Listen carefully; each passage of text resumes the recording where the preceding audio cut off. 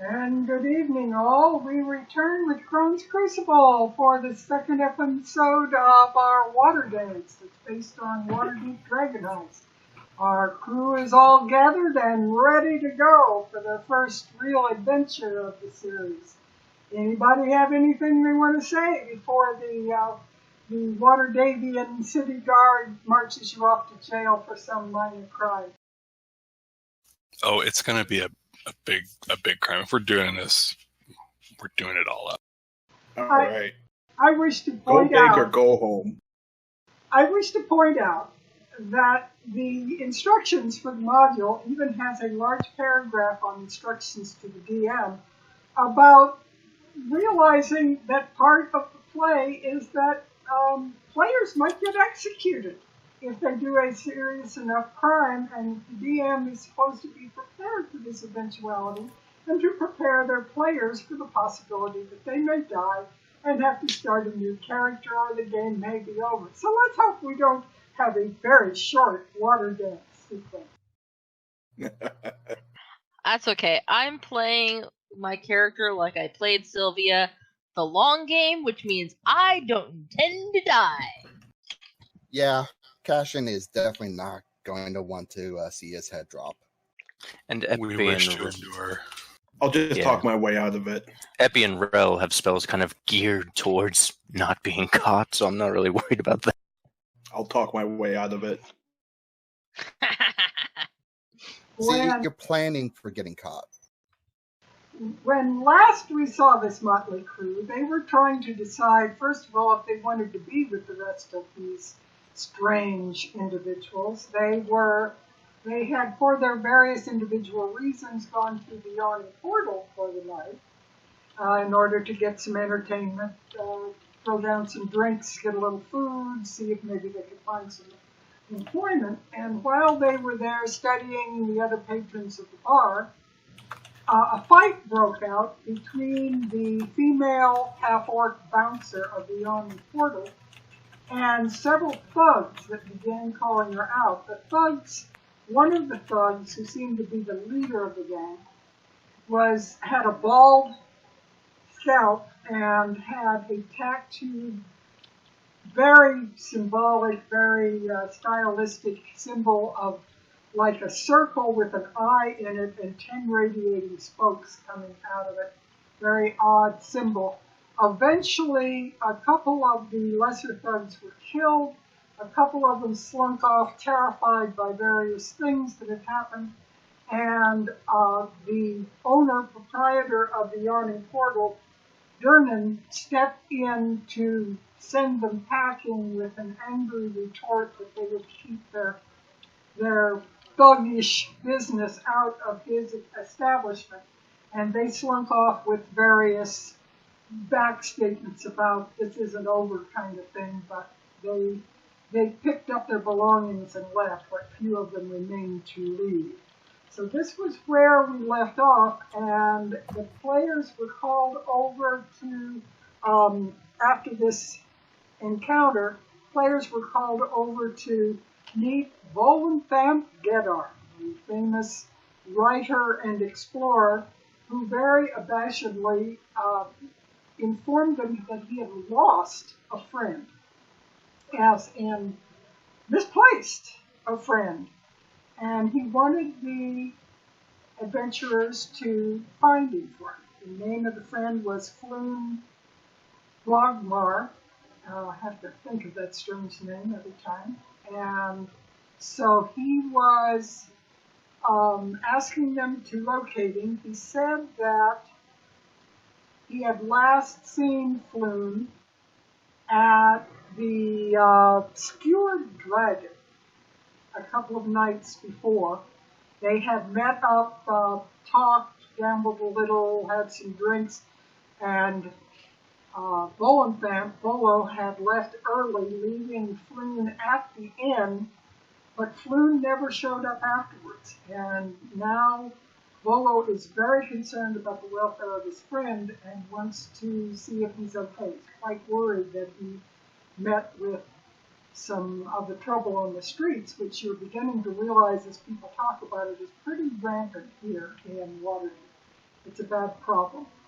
The team receives a message from a little messenger boy the following morning in your various residences, stating that Volo wanted to meet with you briefly before you set off for the Skewered Dragon.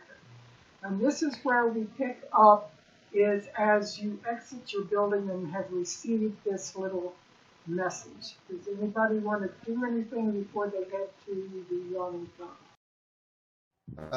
Cashin will pipe up and say, hey guys, I gotta go and do something real quick. Fill me in if I'm not back on time. Now, who are you saying this to? To the party. You're not with the party because they went to different locations. You went to your residence areas. You go to Nakri went to a friend's residence, I believe. Sam and Epiphany, I think, decided to take the offer to stay at the Yawning Portal. Where did Lyric go? He's here at the Yawning Portal as well. So the three of you only have to go downstairs, and I believe Cashin and Nakri have to come from a little ways away to get. All right, so I got an in room, but I didn't mention where last game. I don't think so. I mean, I guess I could have stayed at this one since she's not like she's hurting for funds.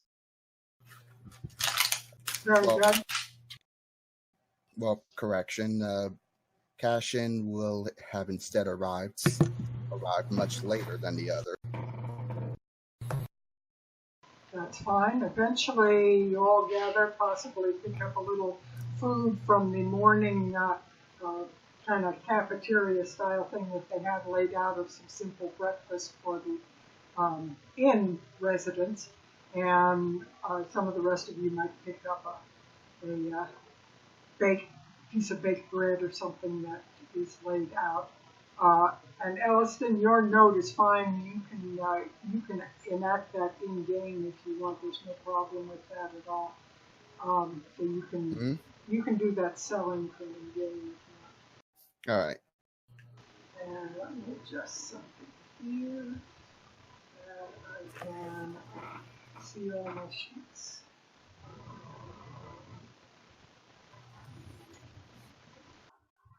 Okay, so when you meet with Volo, he's sitting very nervously waiting for all of you to arrive. And the first thing he does is he apologizes for his actions the night before. He says, I repeat, I was pretty much embarrassed that I had left Floon behind. I'd done it before, but I just feel like it was my fault that I left him. And, in order to get your notice, I inflated his status just a bit. He's the son of a noble here in Waterdeep, but not one of the lords, though he's got a good friendship with, descendants of the lords, you might say. And so I kind of wanted you to notice, but I still think that if you go and get him, it might do you really good with the notice of the lords. They might appreciate you rescuing him because he does have some noble standing. Just a moment. That's always good to have a lord's favor in your pocket. Definitely not the worst thing to have. My good sir, you shouldn't blame yourself. You're looking after your friend now, and as they say, hindsight is like a porcupine.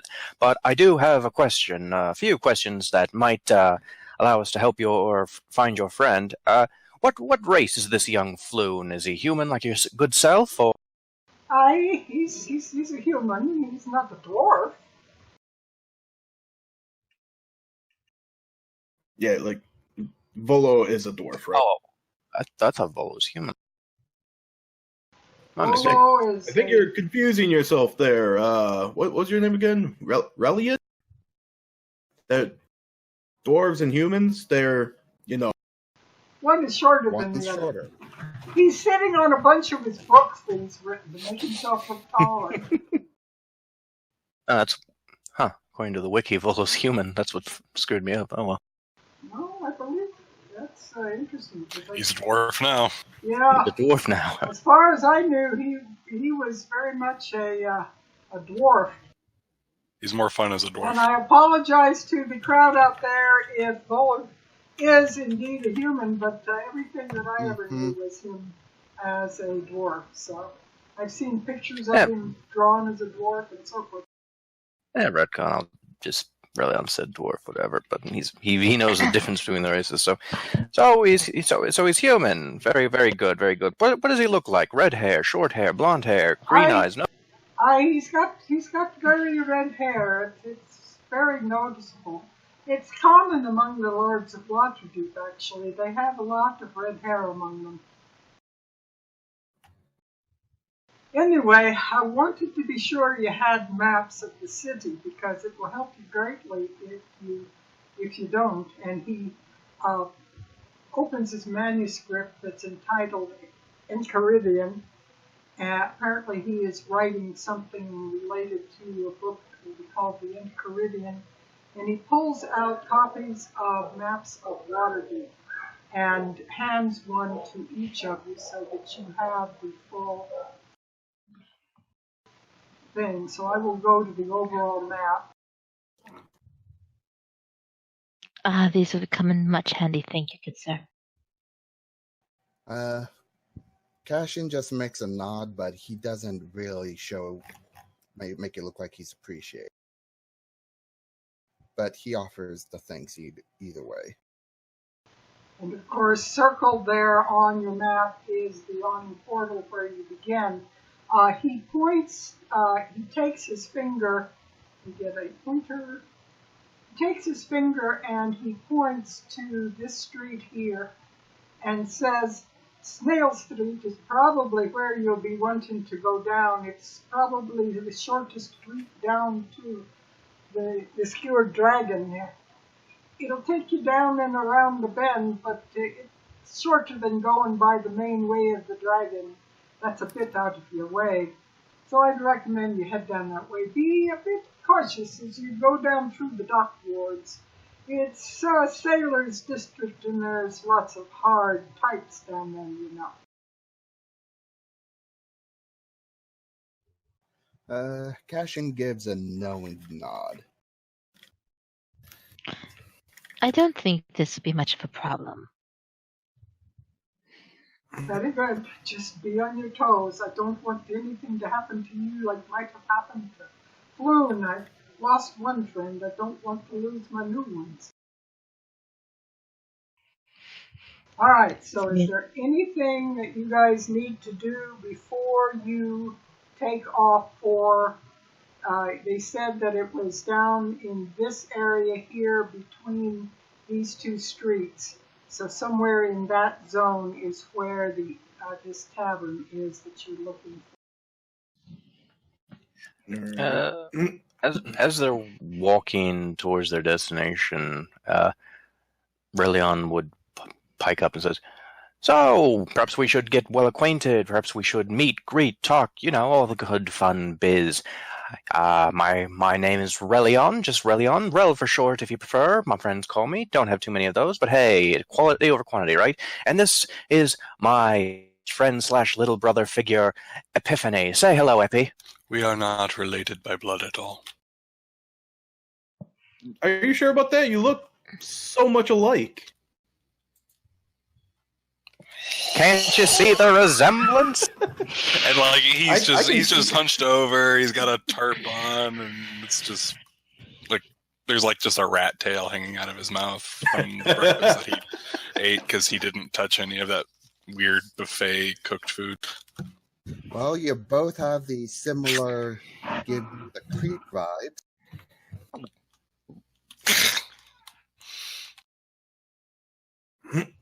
But we are Epiphany, yes. Relion's just looking dead set at Cashin now with those ever-shifting eyes, and he's actually leaning towards the half-elf and says, "What do you mean by that, good sir?" Have you looked in the mirror lately? Mirrors are for those with faces. Cashin just doesn't even reply to that and just moves on. Didn't even introduce himself. Rude. Do any of the rest of you want to make any comments about who you are, anything that would be additional to this? The additional what? Additional information on this. Oh.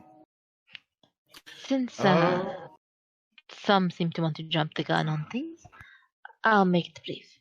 I am Nakaris Nakari, 6th in line of my home.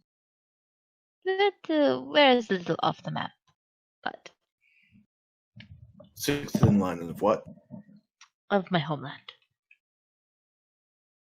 Normally when someone says that kind of things, that means 6th in line for, a crown. If I can beat out the others, then I will be first. My apologies, my lady, and I give a deep bow. There's no need for that. Consider me almost like any other soldier you'll meet. So an asshole. Better than that. We're off to a great start.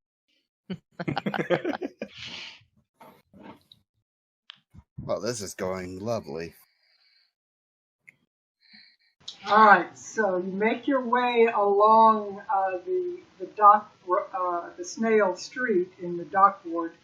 The general area of this thing, as you get down here, you can smell smells of the harbor mixed with the smells of human excrement and unwashed clothes and drunks lying on the sidewalk of the streets and paupers with their cups held out and various things as you go along here. It is a very noisome kind of smell that you come across as you move your way down.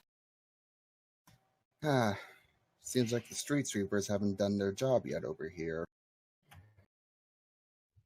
Most of the street lamps have broken glass, and the candles are missing out of most of them. Apparently, poverty has reduced people to either stealing the candles for need of light, or stealing them to ensure that the streets are quite dark at night. Whichever it is, you can tell that there probably isn't much light along here, and most of these alleys don't even have street lamps as you pass them. The area itself is tenements, stacked one upon the other with clothing lines stretched across them and even game hanging on lines and occasionally dripping blood onto the street as you go. It is obviously a stacked den of humanity as you move south. This is a bit too depressing. I had heard stories of this place, and yet I find it less rich than my own home. Welcome to Waterdeep, miss. They call it the City of Wonder. The only wonder here is why anyone stays at all. What he said. Nothing like going back to your old stomping ground. A place is only as strong as its poorest person, and to make sure that as its strongest, they will need to be at their strongest. Perhaps in a perfect society, but a perfect society is like plum pudding. It doesn't exist. You would not think that if you came to my home. Let's move on. I'm definitely not liking the stairs we attract. As you come to a bend in Snail Street, you are confronted with barricades with the Waterdeep symbol on them, and behind them stand a number of guards. There's barricades in the street, has the Waterdeep logo on it, the official logo, and you see a bunch of guards behind the barricades. They lift their hands to stop you. Stop here, citizen. There is an investigation ahead. You do not pass.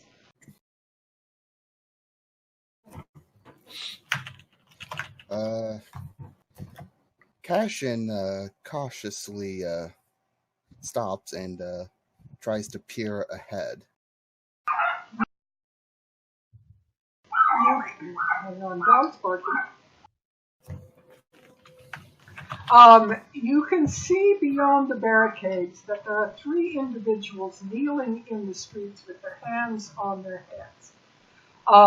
And they have been disarmed. There are several officers that are standing over them, watching them, and keeping guard on them. A couple of other guards are questioning various witnesses around the area. Ooh, somebody has a loud train. When one of the officers, the higher ranking officers, like a sergeant, sees you, she says, "Get on, there's nothing to see here. There's nothing to see here." But you can see several dead bodies in the street. It's obvious that there's been a skirmish. The 3 men who are on their knees look up as she starts talking to you, and looks at the group of you, and their eyes catch Rel's eyes, or go towards Rel's. And they look at Rel almost as if they recognize him, and they stare at him for a bit, but then they proceed on.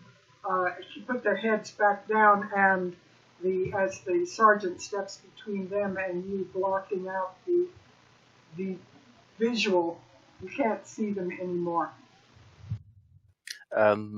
In the split second where I could see them, would I notice anything distinguishing about them? Are they wearing any type of uniform different from the guards? Or? They are not wearing uniforms. They are in just ordinary kind of thuggish-looking streetwear, commoner wear. But one of the men, as he stares at you, Rel, moves his hand ever slightly and turns his head, and you see a black serpent tattoo on his hand. I think maybe we should move on. Nothing to see here. Nothing to see here. All right, then.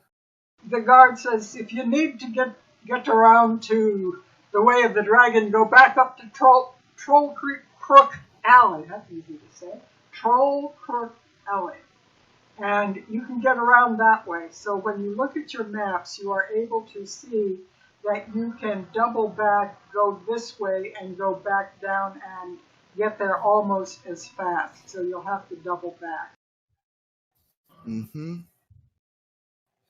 Cashin quickly turns around and waits for the rest of them to catch. While they're there, however, Ro will actually turn to one of the guards. Before we leave, my good fellows, you wouldn't happen to seen any person we're looking for, missing person, gone like a ghost he is. Red hair, young side, human descent, goes by the name of Floon. You haven't seen him by any chance. He might have moseyed on through this area at one point. I don't know nothing. One of the sergeant has gone on that and guard at the barricades. I don't know nothing about Floon. I don't know anything about that. If there's any investigation about him, I don't know nothing. We're just investigating this skirmish. Move on. Well, you keep on doing your fine job. You guys have yourself a great day now. And he pats him. He just kind of pulls his hand away when you pat him, as if he's afraid you're going to grab his weapon or something. So the party goes back up to Troll Crook Alley. Are you going to go that way and back down? Yeah, I think so. Actually, he gave us directions, but between Cashin... Oh, go ahead. Sorry. I was going to say, can I just do an insight on how these guards are behaving? Yeah.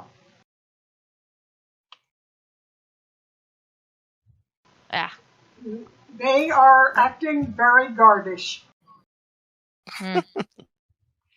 Something, okay. player-wise, nothing they're doing sits right with me. Oh yeah. So, but unfortunately, the dice are telling me not right now. But Like, we do okay, not cool. care. Essentially. Yeah, Relion.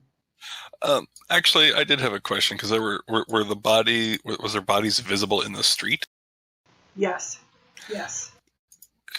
Could Epiphany look at them as a connoisseur of such things and determine A connoisseur of corpses. Do they look like? Does everything look like it's been there a while? Like, is this like just recently, or like super, or like has it? The has bodies. it been there a while? Give me an investigation roll. It's fairly low, but I want to see. Oh yeah, he's smarter than he looks.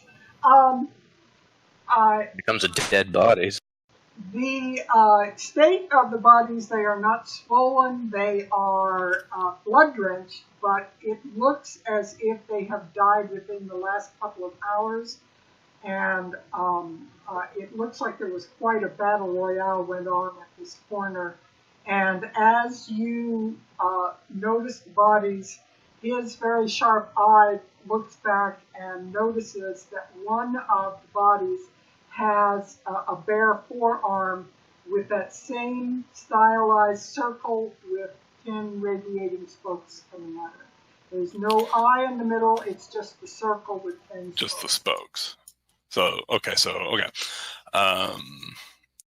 Epiphany will, as we're moving away and probably in earshot of the guards still, he will take advantage of his ability and use a bonus action to establish a telepathic link with Reliot. Very good. And he will sort of relay that information. Friend Rel, the corpses are fresh. Is that you, Mistra? No, it is us. God damn it, Epi, I've told you about this. Only when I'm having night terrors. You can use your mind. Please do not use your word. No, he is thinking this. Oh yeah.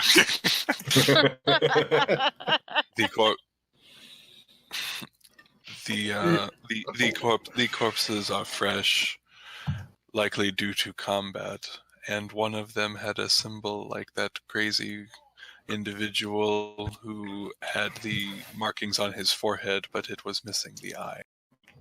So either a lower or perhaps even higher ranked individual, and I'm not sure if you noticed, but some of the folks who were inspecting those bodies had the mark of our current employers, so I decided maybe let's not One correction. involve ourselves. Not the investigators. The men on their knees with their hands on their head had the markings. Oh, so they were in custody. Okay. So we would agree with your assessment, friend Rel. We should vacate the premises quickly. Yeah, we're gonna get dragged into this eventually anyway. Let's postpone it as much as possible. We agree. So, can Cashin do a roll on the history of the Troll Alley? Troll Crook. Troll Crook. Yeah, give me with advantage.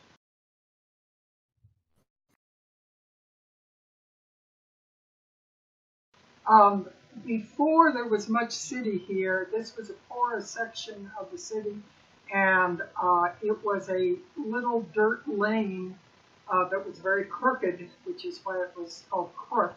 And there was said to have been a troll attack in this area that wiped out quite a number of the people.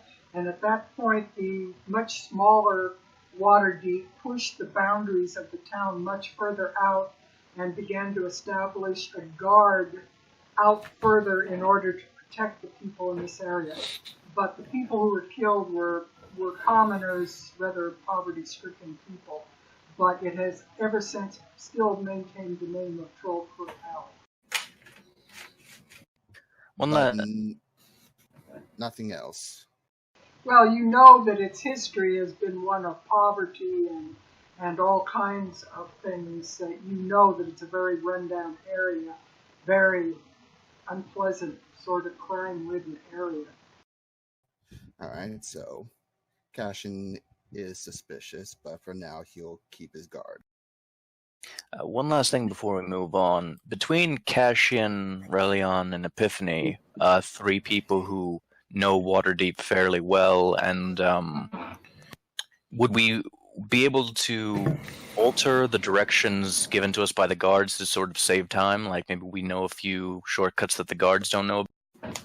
Well, your map certainly, and the rest of you tends to indicate they gave you pretty much the shortest way down, outside of going into some really dense backstreet areas where it gets very narrow, one person at a time kind of things, and there are a lot of lurkers in that area.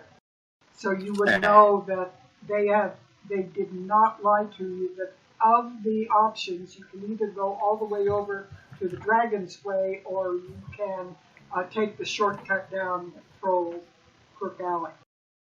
Nah, those are escape routes. We're not in a rush here. It's not worth it putting ourselves in that kind of danger. The guards didn't seem to be trying to deceive you. They just were preventing you from going the slightly more main route down Snail. Yeah.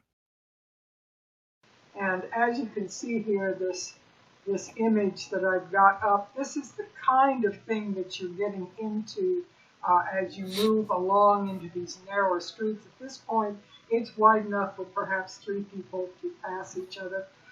As you look down the alleys and the various twisting ways to the side, many of them you would have to squeeze through and only one person could get through, or even climb over crates, boxes, fences, this kind of thing.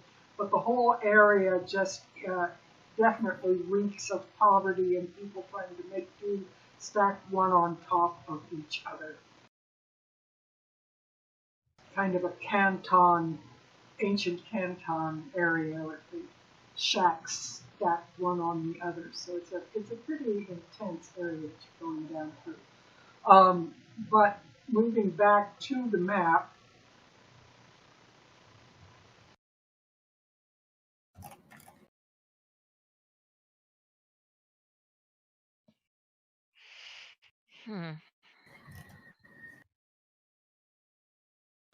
the party continues on down, and then they continue down the street that was indicated to them, going this way.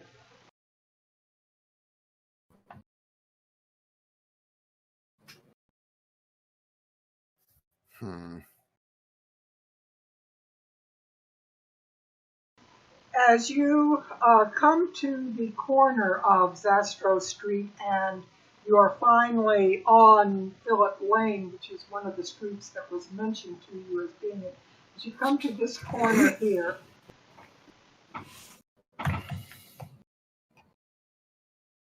zoom it in a bit for the viewers, you cannot help but notice that the shop that is on the corner, the very corner of Phillip Lane in Zastro, is absolutely a peculiar place. It has, its entire facade is painted a deep, almost teeth-grating purple. And in the window, display window of the shop, is a stuffed, looks almost like a toy, only it's large, a stuffed image of a beholder, complete with dangling eye stalks and a great big kind of knitted eye stitched onto the front of this thing. And it fills pretty much the entire display window of this odd purple shop. And above the door, in curly-Q, elaborate letters that are so twisted and artsy that it's almost hard to read, it spells out Old Zoblob Shop. If it's no fun, it's no goblobs. No, Blinsky's back in the other place. Aw, look at the cute little stuffed beholder. See, you teach kids at a young age not to be afraid of something. You desensitize them. That's when they do run into the thing, they're not afraid, and the thing eats them. It keeps the population under control. We agree. Or I think Cash that's a bit over dramatizing it a bit. And Cashin says what? Passion takes a good long look at the stuffed beholder. What should I roll? Should I roll anything for this? Wisdom is usually decisions. How wise you are about your decisions. All right, wisdom.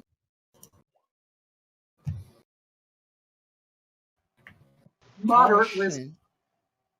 Cashin feels certain that the tattoo that the thug from the other day was wearing is a beholder. Cashin would actually probably, with his history, would probably recognize it as a guild symbol and would be familiar with this. Whether he would tell the others about it or not, that would be his decision. But having had some guard history, he would definitely know this logo. It's one of the recognized symbols in Waterdeep as a power factor in the city intrigue. All right. Well, since they have small talk to go through, Cashin will just say, You know that was thugs the other day? The ones that made a mess of the yawning portal and almost killed that nice half-orc? No, I don't know who you're talking about. Please do. They're a member of a certain guild. Guild led by a beholder. And you would know the name if you need to say it. It's a matter of whether you want to later. Xanathar. That is the known symbol for the Xanathars. How strange. Why would something like that cause issues at an inn? We do not believe that the individuals who ran afraid were members. You think they were faking it? We think that they were hired. They ran too quickly. Well, someone was threatening to eat them. We have noticed that when one is bold enough to carve an image into their face, they tend to do things against their own survival.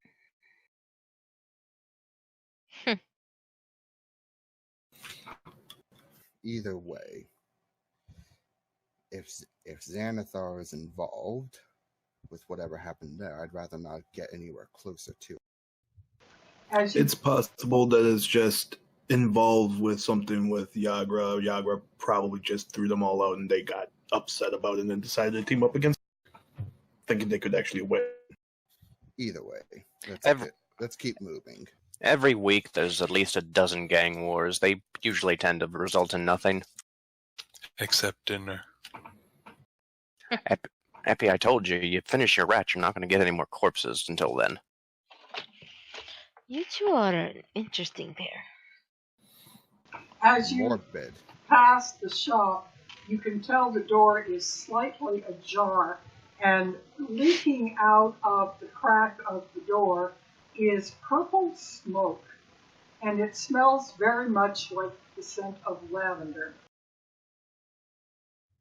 Lead? Lavender. Lavender, okay. One of these things is not like Well, she cut out at the wait, what, lead? Mad as a hatter. So are you going to continue on to the skewered dragon? Cashin is actually quite curious about what the heck is going on. So Cash in. Remember what I told you about going into strange people's houses without knocking? It's not a house, it's a store. And I step back to make sure that he gets far enough away. He's Cashin opening the door. No, Yes. I'm backing up. Yeah, but it's Cashin opening. Me. Oh, Cashin. Sorry. Yours. I thought I was catching up. Well, no, I thought she said, "Am I catching up?" Anyway. Yeah, Cashin opens the door. Inside, the place is very foggy with this purple smoke everywhere, but it's not dense enough that you can't really see what's going on inside the shop. You see shelves and shelves. All the shelves, all the walls, the counter, everything inside the shop is painted the same deep purple color. It's just been painted up, down, left, and right in purple. Purple seems to be the color of the day in this shop. On the counter, kind of half floating an inch above the counter, is a dreamy-looking, hairless old gnome in a purple robe with a long purple pipe in his hand, and he is puffing out the purple smoke. He kind of dreamily opens his eyes as he hears the little bell tinkle on the door slightly as you open it. And he says, "Hail and well met. Come in, browse the shelves of the most curious curiosity shop in the world." Huh. Looks like he got some new pipe weed. I walk in right behind him and I look at the shopkeep. "It's the Popo. We're here for your contraband." Ignore him. I'm sorry, nothing I've got here is illegal. I'm just pulling your leg. You won't get very far with it. Why on earth would you want to pull somebody's leg? I was wondering that myself. I don't know why anybody would want to pull my leg, but you're welcome to browse. So is everything normal here? Normal, yes. Why? It's just all the smoke. It's my pipe. I like to smoke lavender. Zolob's the name, by the way. Zolob. Not always went by that name, but that's my name now. I have a question for you, sir. How many fingers are you holding? 2. Yep, that's what I thought. While they're talking, the gnome said this was a curio shop. Relion's going to do a quick glance around to see if there are any trinkets or relics of a magical nature that might catch his interest just by a glance. Give me a D100 and give me a moment.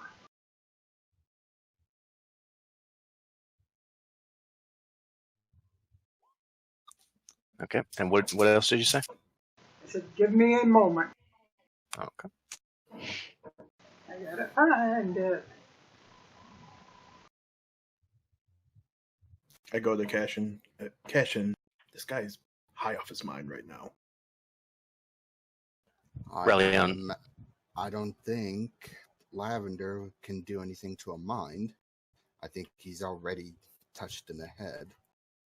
Of course he's high. He's floating. I look to Cashin, and then I look back to Nakari. I'm like, what?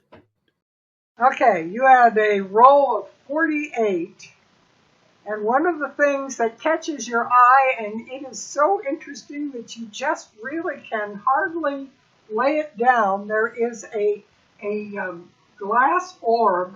The glass is lightly lavender colored, that is holding a lavender colored slush of water inside of it, and there is a tiny, the globe is about 4 inches across, will fit in your hand, and swimming in the lavender water is a tiny purple clockwork goldfish.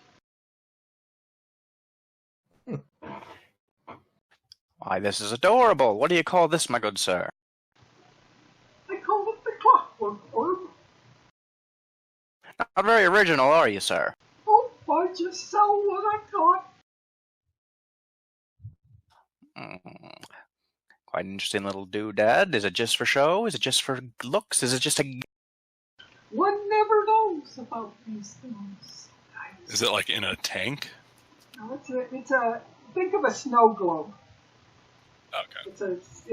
It's a globe of glass, which is lavender colored, and this little clockwork goldfish, or purple fish in this case, just keeps swimming around in it infinitely. Epiphany brings up a claw.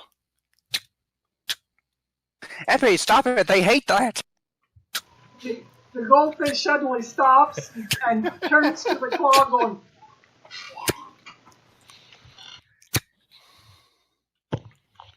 Relian's going to like hold it above his head, away from the tapping monster. "You'll break it, you buy it." Come on, let's go. How realistic is the fish? Like on a glance, how passable is it? If you were, say, 10 feet from it, you might think it was a live fish, but any closer than that, it would start looking a little robotish. You know, sir, I think I can improve this product. If you buy it, you can do anything you want. How much are you asking for? Oh, that would be 2 gold. 2 gold, 2 gold, 2 gold. Tell you what, sir, what if I were to do a little presto changeo and he's going to minor illusion the clockwork fish inside the water to make it look completely Make it look completely what? real. Oh, then it'd be 3 gold. You're not very good at haggling either, are you? You're altering the layers, but for the better it looks like, so I think that probably it would sell for more to somebody. Relian just snaps his fingers and the fish returns to its mechanical state. Do you want it or not, good sir? Impressive, but I fail to understand why, as much as it is interesting to glance around the shop and potentially buy something, why are we here again? I wanted to check up on this person. Anyone else want to roll He wanted that dank weed. Anyone else want a D100 to see if there's anything of interest in this shop for you? Sure. I will. Sure, why the hell? I'll go for it. Oh, and I'm Bam. not lyric. Here, I'm back to lyric. I think I have to change that every time I log in. I thought it was saved the last time. Oh, No. New computer. It didn't save. All right. Pepperoni. Lyric, let's see what he spots that's of interest to him. He finds a rope necklace from which dangles 4 mummified elf fingers. But the fingernails are painted purple and the rope is purple. Sorry. Out of characterly, I know what this is. Rip. Sorry for your ears. Yeah, I'll look at it. How much for this, good sir? Oh, the elf that brought it in didn't seem to want much for it. That's only a gold. I'm sorry? Only a gold. A gold? More than worth it. And I'll take out a gold and flick it right up back to him. hoping that he'll catch it or hit his face. He One or the does. other. The thing is kind of like sailing over his head, but he just kind of like gently reaches his hand up, and the gold makes a left turn in the air and drops right into his hand. Oh. I was kind of hoping to hit you in the face with that. Don't be rude. Well, that's not very nice. I just wanted to see if you were paying attention is all. I always pay attention. Nakri, 74. Let's see what your luck says. Your luck says you have a fan that, when unfolded, shows a sleeping cat, and from it you can hear a purring sound. The cat is normal colored, but the fan itself is purple. Such a fascinating little trick. And Epiphany? 59. The thing that just fascinates Epiphany, and he can't take his hand off it, is a dyed purple rabbit's foot. And he has no idea why a rabbit's foot would be in this shop. He has it and he's petting it and he just looks over at Earl and says, "It is soft." Okay, so Lyric bought his. Are either of the other two of you buying yours? And is Relian going to buy his?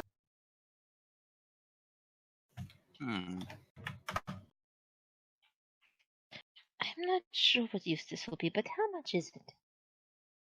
In talking about the fan. Oh, the fan, they say that comes from a very exotic place. Oh, I'm sure it must be worth at least 3 gold, perhaps. I will hand over the 3 gold, the 57 silver tip. Why, thank you very much. You are most kind, Dragon Lady. I am most glad to make your acquaintance. What is the cost of this trinket? The little rabbit's foot. They say it is a good luck charm. I have always wondered, since it wasn't very good for the rabbit, but strange little friend, you fascinate me. I will sell it to you for only 5 silver. And Epiphany. Where'd you put your gold, Epi?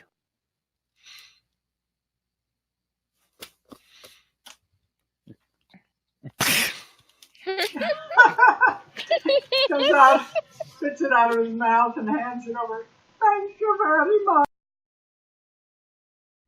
Okay. So, Epi, I keep telling you, if you keep eating silver, you're going to turn blue. Not that that's a bad thing, I'm just letting you know. Then we will become purple. okay, so Epiphany can add a trinket of a purple rabbit's foot. Nakri can add a trinket of a fan with a kitty cat on it. Lyric can add the necklace with the fingers on it. You bought yours, right? Yep. The mummified fingers with what? Purple nails? The nails are painted purple, yes. Okay. It is quite obvious after a few minutes in the shop that this gnome has a real addiction to purple. And finally, did Rel finally bite the bullet and buy his? You know what? Yeah. Relian's going to fish out 2 gold. Like, you just see him, like, reach into his hood. It looks like he's actually reaching into his face, and he just pulls out 2 gold, and he says, "There you go, my good sir, and I will recommend this fine shop." And then he's going to slowly just speak into Epi's mind. Epi, put this place on the list. I'm grabbing Cashin by the shoulder, and I'm, what did I just see? Like, facial expression going on. I'm not actually saying anything. Epiphany nods to Rel. And Cashin is just looking away. Okay. Cash! I'm right next to you. Look! And it's probably already done. The old gnome says, a little bit, sounding a little less confused than he did a few minutes ago, he says, very good. May the eye have favors upon you. You will be blessed for your coin. Thank you so much. No, May my the good what? sir. Thank you. May the what? The eye, good hunch, sir. Telepathic connection to Rel. This one may be connected. We will put it on the list. Yay! I'm sorry, what was the name of this shop called? Old Zoblob, let me write it in the thing.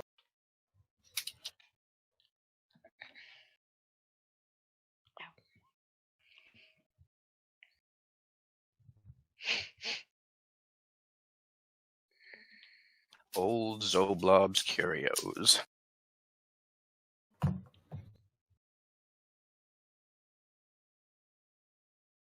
On Phillip Street. The corner of Zastro Street and Phillip Lane. Okay, with that, do you leave the shop? Yes. Yeah. I leave still slightly traumatized by what I just saw with Relian. And Cashin is just thinking he's going crazy now because he was trying to grab his attention. No, Cash. He put his hand into his face and he pulled money out. I'm telling you, I saw it. Well, then he keeps his money in his hood. How do you go like this and just grab money where your face is supposed to be? He didn't go into a hood. Epiphany, just not carrying he anything, said just he eats his bag of money again. What did I just get myself into? You know what? When Cashin's not looking, just to see if it'll freak him out, Relion's hearing all this. He's going to look at Lyric. And he's going to do the thumb trick that you use to entertain children, where it looks like you're removing your thumb, and see if it freaks him out. I'm not a child. You're definitely acting like one. Let's keep moving. And so the party finally leaves the shop and moves on down Phillip Lane. If you ask any of the passers-by, they kind of wake up out of the drunken stupor or whatever they're doing, kind of look you up and down like they don't really know who you are, but when you mention the skewered dragon, they just kind of glower and thumb around the corner and into an alleyway that goes down into the back section of the zone down in here.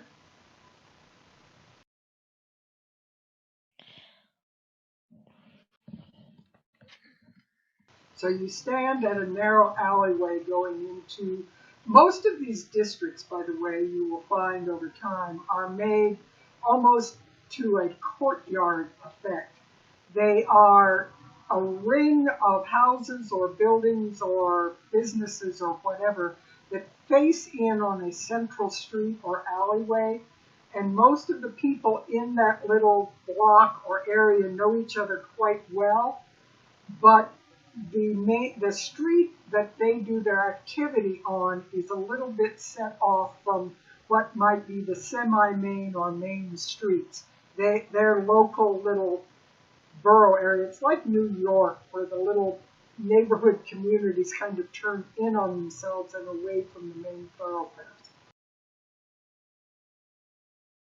So this alleyway appears to go into one of these inner courtyard alleyway areas where many businesses and residences face into the center.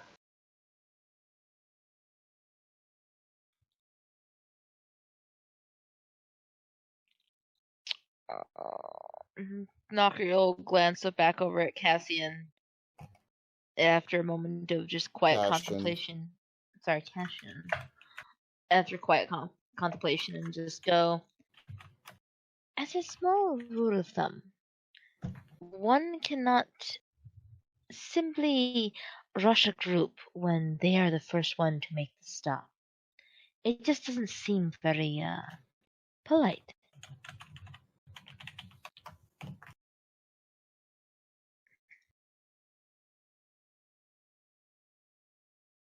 And I accidentally took the group symbol off, so when I want one, I get the other. When I want the other, I get the one. That's driving me crazy. Yeah.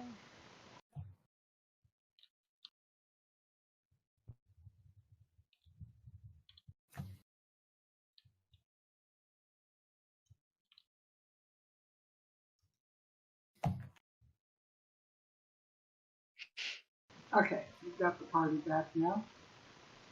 Yay. All right. So are you going on into this alleyway, since people indicated that the skewered dragon was inside this zone? I think so. I'll make sure the coin purse I have is well tucked into the chest and to her armor before heading down. Yes, you can see numerous individuals eyeing you, some with suspicion and some with like an appraising look, like somebody might look at a haunch of ham hanging in the market. So there are definitely individuals here who probably would avail themselves of your coin given the chance. Yeah, so Nockery's is pretty much going to walk in with full confidence and purpose, not making eye contact, but being aware that she is being watched, and just keeps a hand where it needs to be on the war mace or warhammer rather. Not to pick a fight, but just just kind of like resting, you've got something at your side, you're just kind of like leaning on it a little bit. If that makes sense.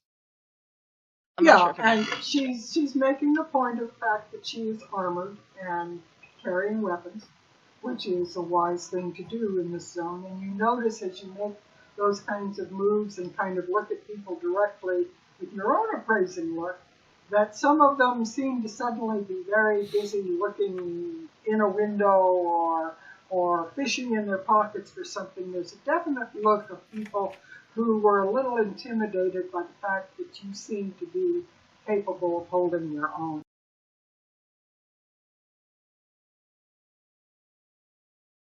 If I catch it, I'll slightly smirk to myself and then just readjust the hood just to keep appearances and head for where they mentioned the tavern is supposed to be. Very good. You'll make to move a short distance inside the courtyard area before you see a sign indicating the skewered dragon. However, the skewered dragon is in nowhere near the shape that the yawning portal was. This is you would expect this to be a ruin. It is very ramshackle. In fact, most of the buildings, including the residences around here, have seen definitely better days, and there's a lot of things that have been nailed up on the outsides of these various buildings to keep the wind from blowing through and so forth. The building looks like it's ready to fall down almost. The glass in the windows is gone, and they have tacked up sheets of paper, oiled paper, over the windows in order to keep the flies out a little bit out of the building. The strangest thing of all is the roof. On the roof is a large boat anchor, probably 5 feet long and 4 feet wide, that one of the ends of the boat anchor is stuck into the roof of the building as if it has been tossed and has landed in the building. There's a fairly good-sized hole in the roof, and the anchor has just been left there where it landed.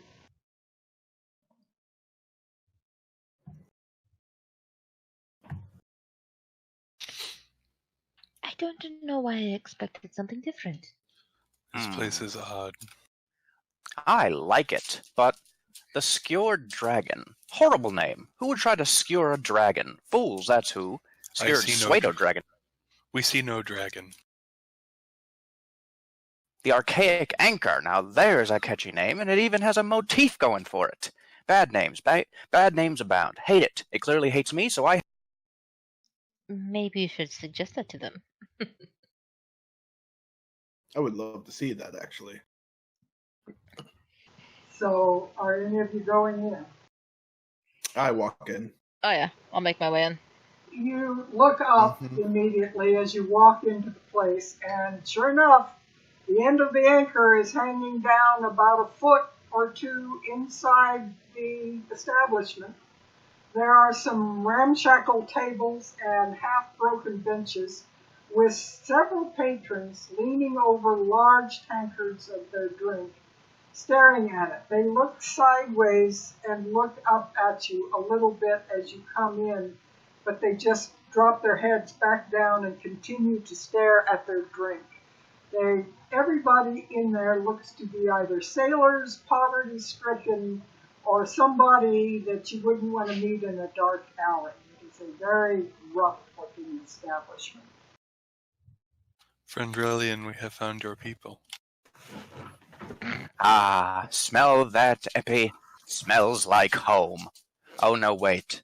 That's blood and vomit, but it smells like home to... So here you are in the Skewered Dragon where Floon was last seen. Alright. Cashin immediately scans his surroundings. You see lots of people looking askance at you as you do that. Each time you glance at them, they were looking at you until you looked at them, and then they quickly look back down at their drinks and act as if they are ignoring you. Anything in particular? Not anything that you notice as a whole. There is a bartender, you suppose, leaning on the counter. He's wearing no shirt, and his hairy chest is just hanging out there. He's got a beer gut, and he's kind of idly wiping the counter, and he keeps looking up at you, and finally he says, "Can I get you something?"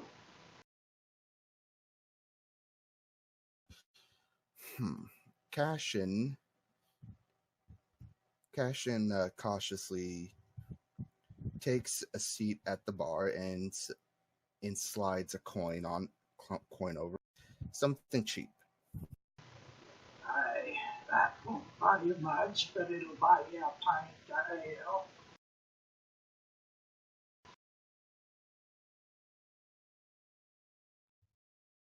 And he fills a pint and slings it back at you.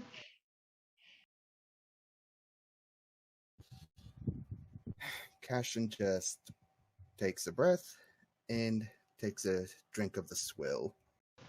And it's pretty much swill. It's very, very cheap ale, of the kind that you come to recognize as the cheap stuff that sailors just get themselves drunk on.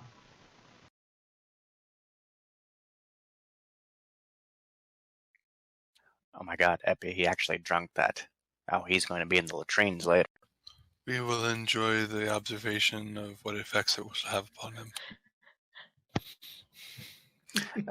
Relion would also like to do a perception check, but I'm looking for something very specific. The guy we're looking for, Floon, was a noble's son. He was a bit of a fop. I'm looking for someone of a similar standing, someone who looks out of place, or alternatively that someone who looks like they would at least be in better shape and would deal with nobility at least somewhat on the recently. Give me a perception roll.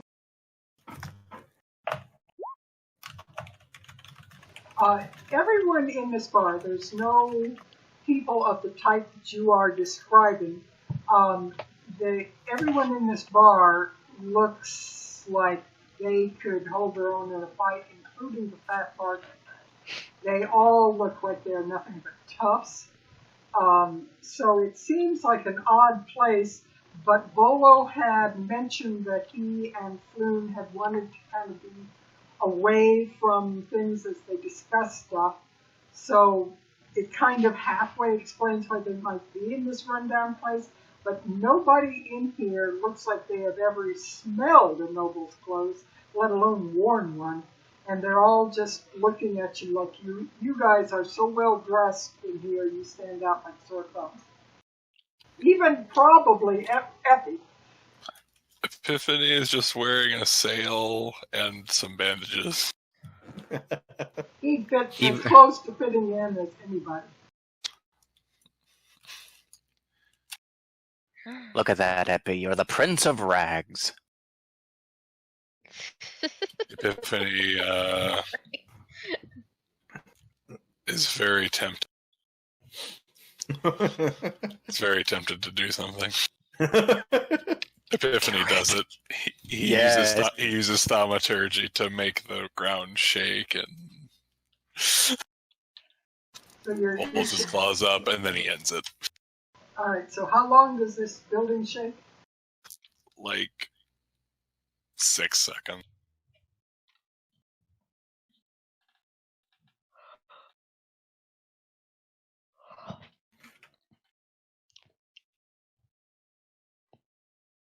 I'll just kind of side-eye the pair of them. About We are being a prince. 4 pieces of the ceiling plaster and boards drop off of the ceiling and clatter around you, and the bartender stands up and looks at the whole group of you in fury. Now, here! Stop that! I don't allow none of that kind of stuff in here. And take it out on the street if you're going to knock the place down. What do you want in here anyway? Epiphany stomps over and gets right in his face and says, "We are looking for a missing person. Friend Relian and associates. You have description, yes?" Relian's going to rush forward and slightly put his arm between him and between Epi and the bartender, just so there's this barrier here. What my monstrous cohort here meant to say is, we had nothing to do with that little tremor just now, but I'm sure we can make it not happen again should we get a few answers here and there. We're looking for somebody, and we'd be most gracious if you could see it in your heart, your big, kind heart. I can tell you have a kind heart. You got a big belly. Your kind heart to tell us the answers we need. Epi will give me an intimidation roll, and Relian will give me a persuasion roll. I look over the cash-in. You told me I can't threaten people anymore, and you're just going to let them do it now?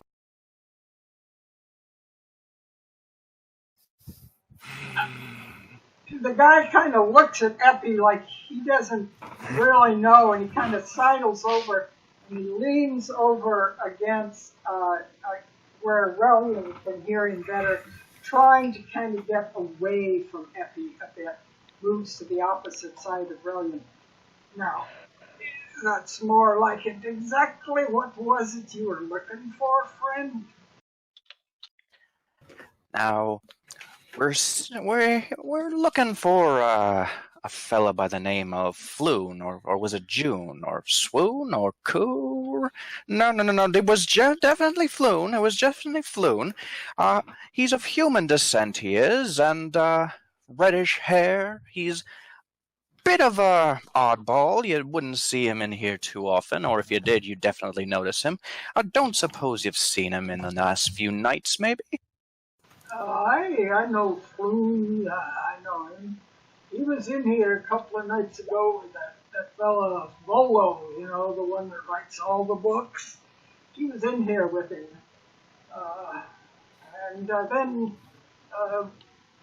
Well, you got anything you're going to be buying, or are you just talking, friend?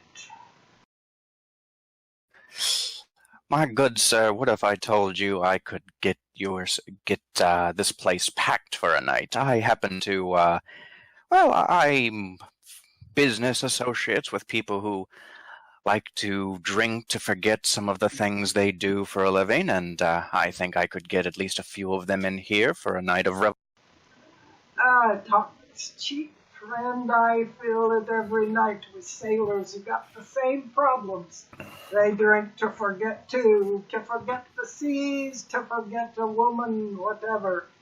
But talk's cheap. You're gonna be buying anything to drink. I've got a question. This says prestidigitation. This spell is a minor magical trick. Harmless sensory effect. Where is it? Here we go. You create a non-magical trinket or illusionary image that can fit in your hand, and that lasts until the end of your next turn. Non-magical trinket. Would a gold piece count as that? Yeah, I'd say that you could create it, but he would probably grab it. It's only going to last an hour, but that's all he needs it for. So yeah, Relion's going to duck his hand beneath the counter and quickly just wave his hand 3 times to make 3 fake gold pieces appear. And he's going to place them on the counter, and he says, well, if talk is cheap, perhaps this is a bit more expensive.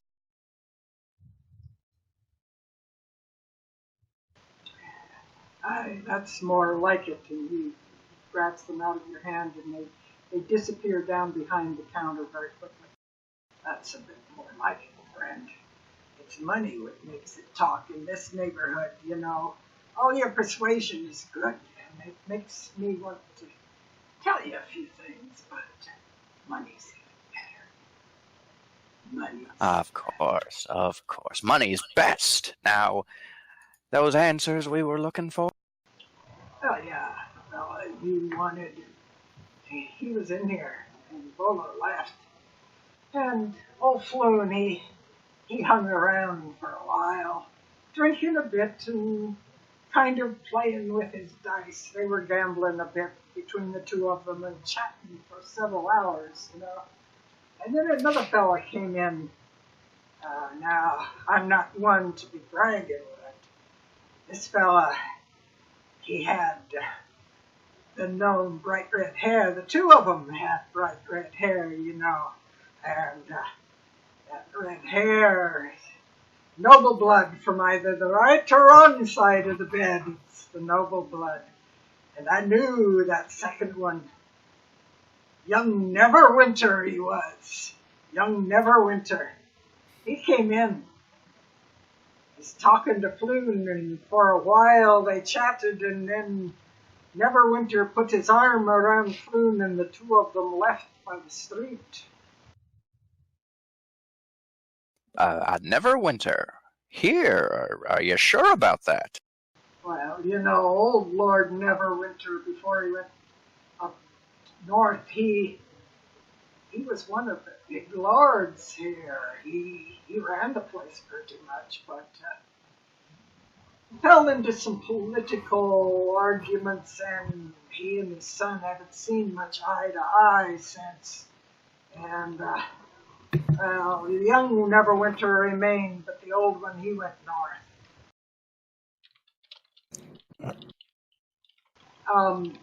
One of the patrons behind you lifts his head, and you hear from behind you, he said, they were here, but you didn't mention what happened after that. The bartender looks past you with a kind of a glower at the man. Oh, and what was that, friend? I saw them when they left. About midnight they left. But there were some men in here, black hooded men, and 5 of them got up and followed them out. Did you happen to see which way Flume and Netherwinter left? Not exactly, but they went north and I know their type. They frequent a warehouse up by Candle Lane, and I'll be telling you, sir, you can recognize it by the serpent carved in the wood above the handle. I look over to cash in after the merchant of the serpent, or the mention of the serpent.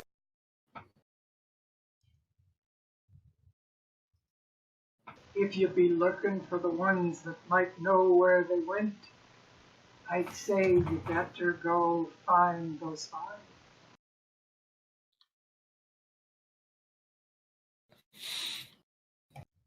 Could I have been overhearing most of this conversation? And what was the last phrase that he just said? 'Cause I couldn't quite hear the last word. If you want to find who might know where they went, you best be finding those five men. Okay. When Relion hears that the place they're looking for has the image of a serpent, a black serpent, he just face palms, but there's no sound. Like Right. something, it looks like his hand he clearly hit something, Yep. but no sound emanates. But no sound emanates from it. Nope. I'm all on you. You're an invisible. You're a person without a head right now. So you said that there was five. Well, this is me asking the DM. 5 people in black hood cloaks, whatever. How many people were out in that skirmish / bodies and whatnot? Can't hear you. 4 bodies and 3 men in custody. So a total of 7. So 7 in total. But not all of them were, some of them were marked differently. So it was a skirmish between 2 groups. Okay.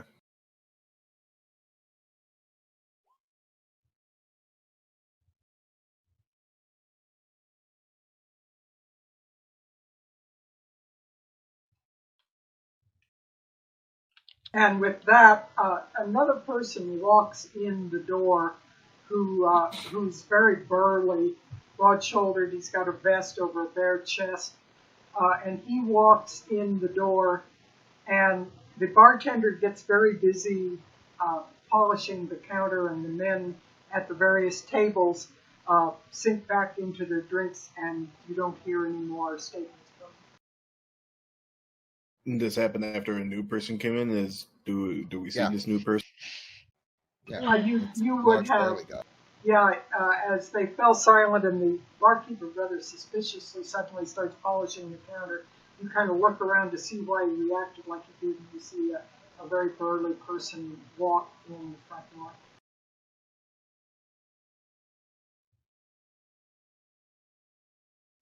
What does he look like?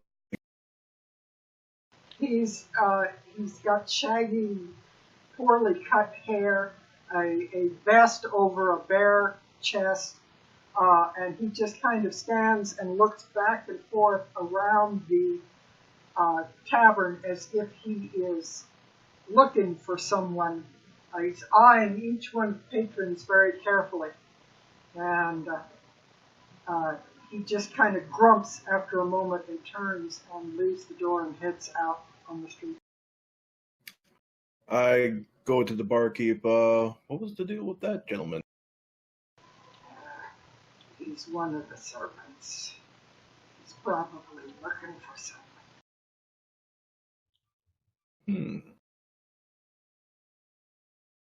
What do I know about the serpents? Let's see, how long has Lurid been in town?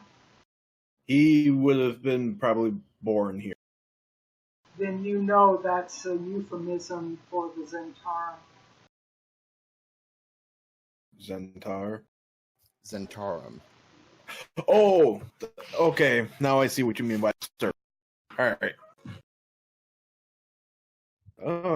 Okay. Well, thank you to everyone here that helped us with this. I don't know if we need anything else. Nope. Looking, I suppose, to Looking to see, I suppose, to this new place with the serpent on the front. He turns to the patron who gave up more information. He turns to the barkeep. He points to both of them.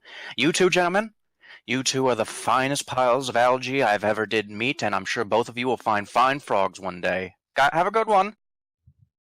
He kind of looks at you as if he's trying to interpret if that is a compliment or a put down. He's thinking it over for a moment because he doesn't know what kind of animal an algae is. I go to the barkeep. He's not all there in the head, literally. Don't. Does Epiphany hear that? Lyric, I don't know. Does he hear that? you give me a perception roll, see how good your hearing is. If you've got any pluses for hearing. Not No, that good. no. You have your finger stuck in your ear at the moment. And then Does your Relion hear that while he's walking away? perception roll. Yeah, Relion. I think that's pretty good. I heard that, you flatterer. Haven't you ever heard the term flattery will get you every... That is literally my motto. Hale's just downing his drink and then taking a bow before leaving. Friend Relian, we have found a kinsman for you. You two are so strange. As they're walking out, Relion will turn to look at Cashin, and he's just going to say, you know you're going to get the runs later from this. I've drinking worse. We advise that you have not.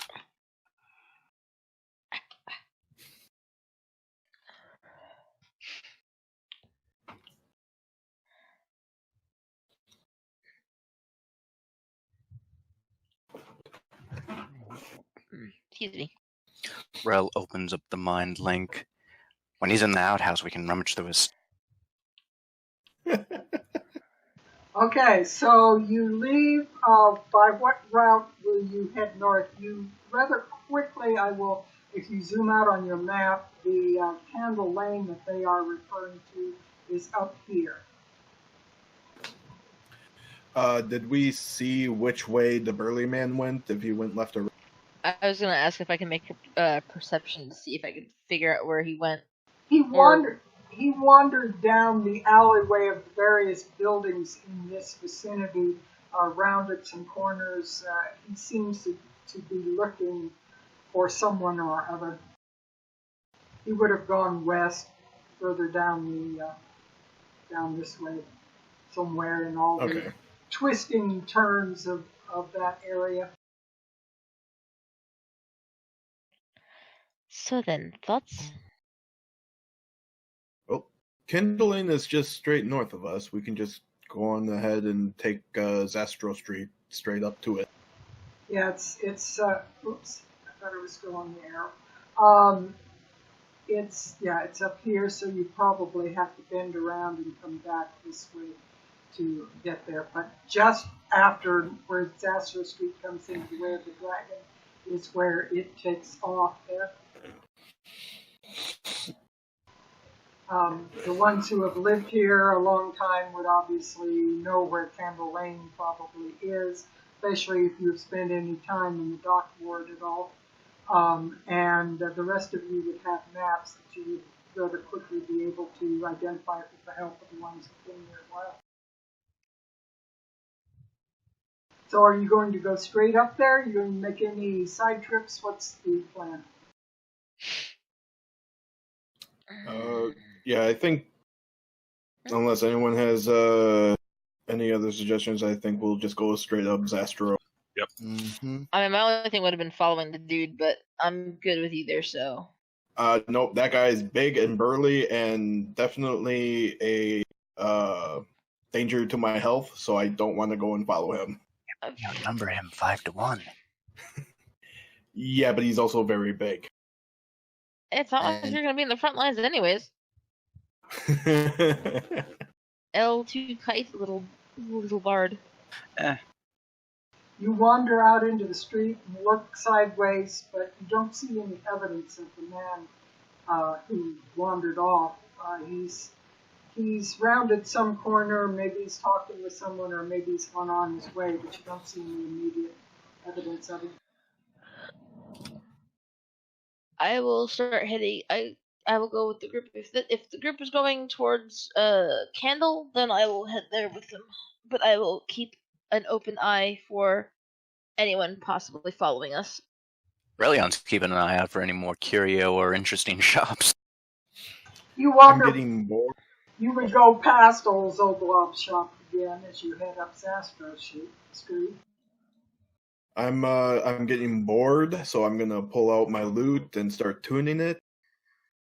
Giving it a little pluck before I start playing it.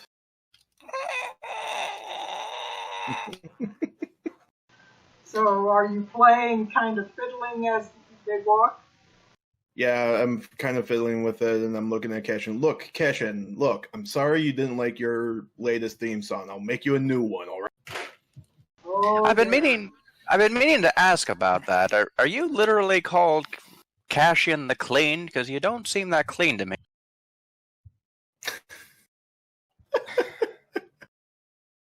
I'm just kind of chuckling to myself after. Friendrel prefers literal expressions in names. Well, I'm just thinking about taking both of you to the guards for false advertising. Friendrel, we would do no such thing. You know, I feel like if you did something like that, it would just become a circle of the two of you trying to report the other until it just drags everyone into the middle of it. We've done that before. It's a fun And Sunday Cashin afternoon. puts his foot down and just turns around and says, "Look, this is not a good morning for me. Just quiet."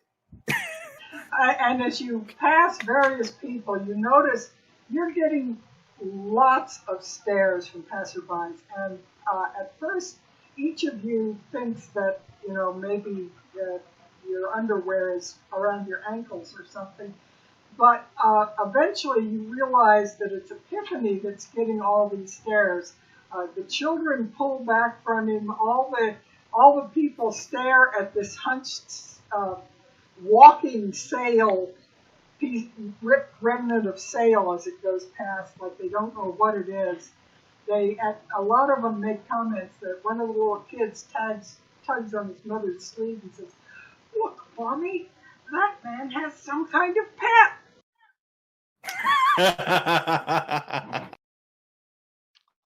Don't listen to them. Is he within 30 feet? Yeah, he'd be right next to you.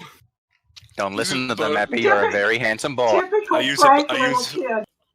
I use a bonus action, and he just hears in the back of his mind, "Yes, the blue one is rather annoying to feed." The little boy immediately turns around like he thinks somebody was behind him talking to him, and he just looks up and down like, "What? Epiphany Mommy, is staring at him. did you say that, Mommy? It didn't sound like you." "Say what? I didn't say anything, dear. Somebody did." I know you have your imaginary friends. You become more and more intrigued as time goes on. Brilliant, just staring. We did nothing. That's right. He did nothing. Of course not. I see the crowd. Are there any fair maidens nearby? Well, in this district, the term maiden is relative, but there are fair young people of the feminine persuasion. I should probably clarify, because he doesn't care really what they look like. So there are maidens nearby, right? Right, there are young women. And some of them are comely. All right. Then I go to cash in. Well, since we don't have your theme song, we'll play mine. I'm just going to give you like the most what? What are you about to do? Nope. Already going through, and I start singing this. I think I'm cute. Da-da-da. I know I'm sexy. Da-da-da. I've got the looks. da-da-da, that drives the girls wild. I got the moves, da-da-da, that nearly move them, da-da-da. I send chills, da-da-da, up and down their spines. I'm just a sexy boy, sexy boy. I'm not your boy toy, toy. I'm just a sexy boy, sexy boy. We're about to get hit by a copyright. I'm not your... Sorry, WWE. I just love that song. Epiphany, when he starts this epiphany, notices probably the horrified look on everybody's faces and says, "Any man sparkled." Actually, you know what? Yes, please. Relion is going to cast this twice.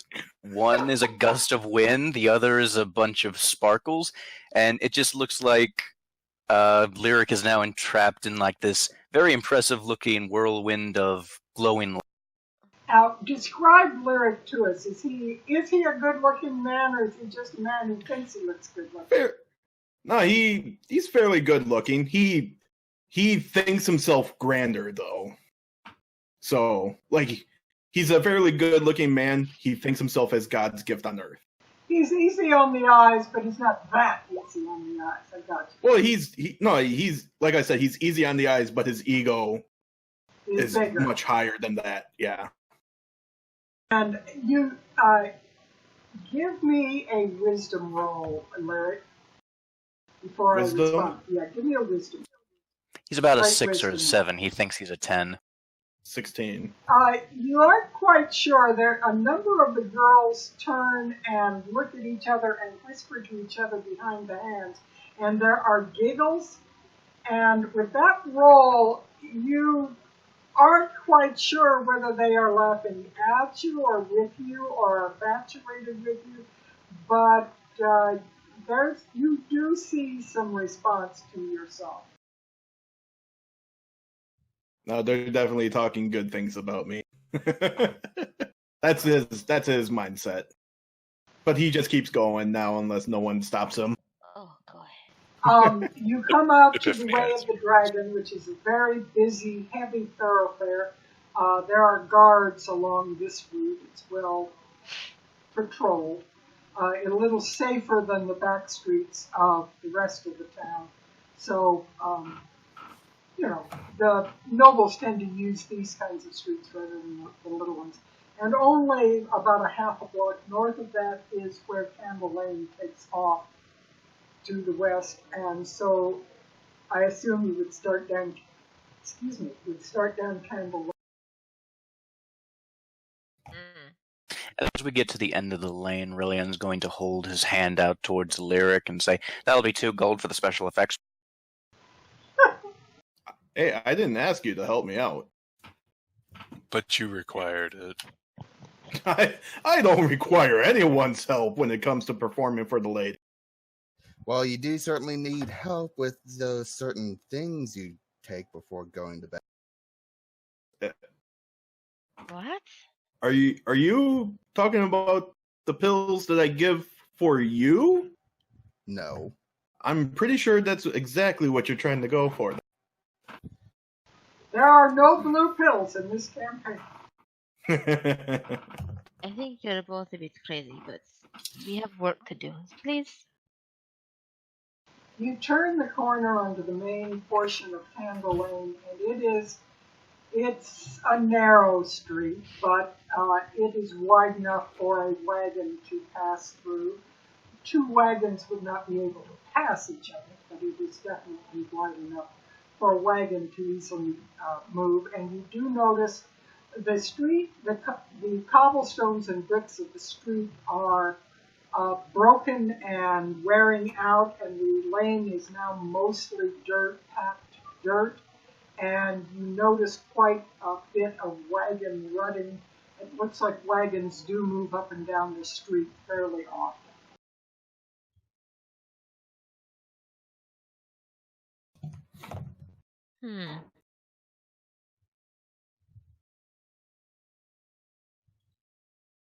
As you go about halfway up this section of Candle Lane, you notice a dilapidated L-shaped building. It's a It looks like a warehouse, which the other buildings here don't.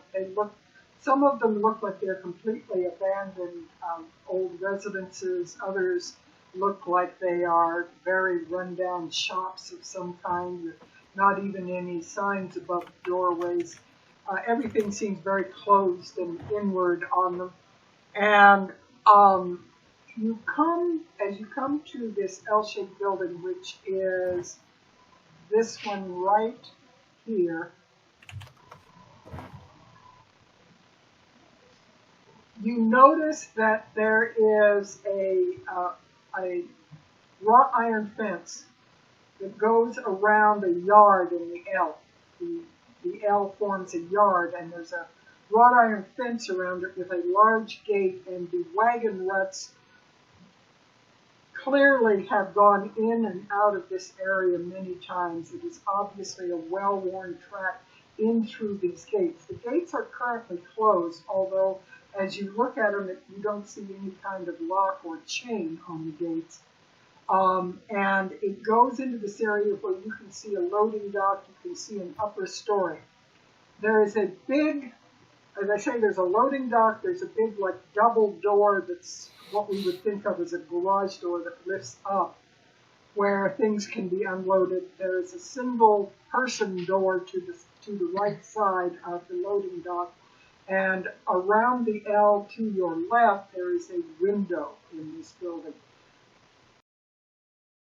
It looks a little bit like this. I just drew a quick sketch to give you just kind of a visual idea of what you're looking at.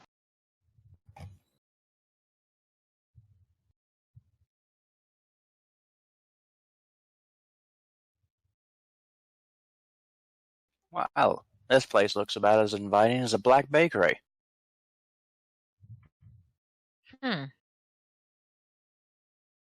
Interesting.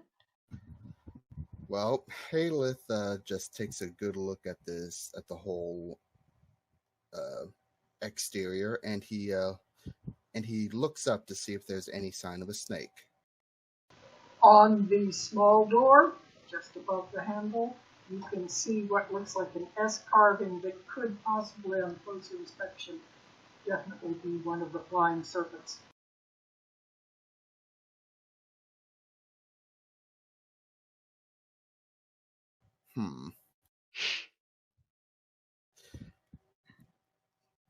Could I check to see if there's anyone watching us? Give me a perception roll. Could I? Oh, never mind. He doesn't need it. You look up and down the street, and all the doors are shut. No one appears to be looking out or paying any attention to the comings and goings on the street at all. It seems quite deserted and very quiet. But what about from the warehouse? At this point, you don't hear anything from the warehouses. It's quiet.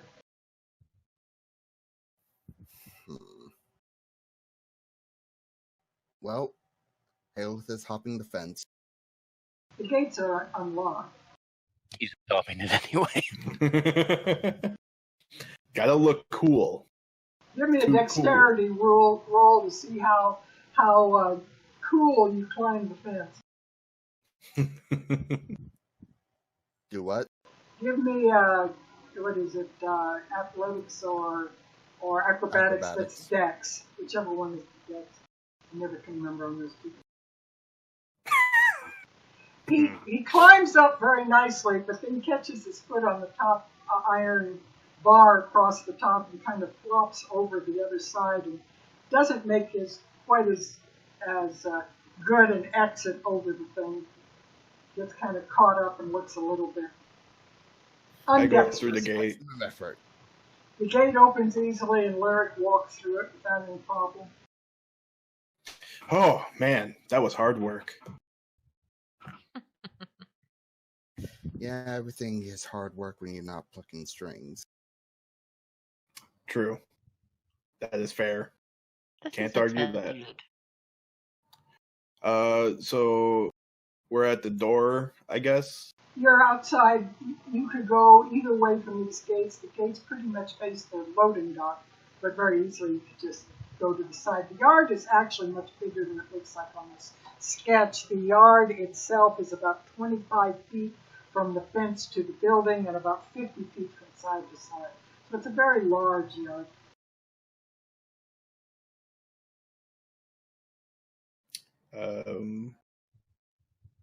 You want me to? I go to Cashin. Do you want me to bring out the hand for this to see if maybe the door might be trapped or anything?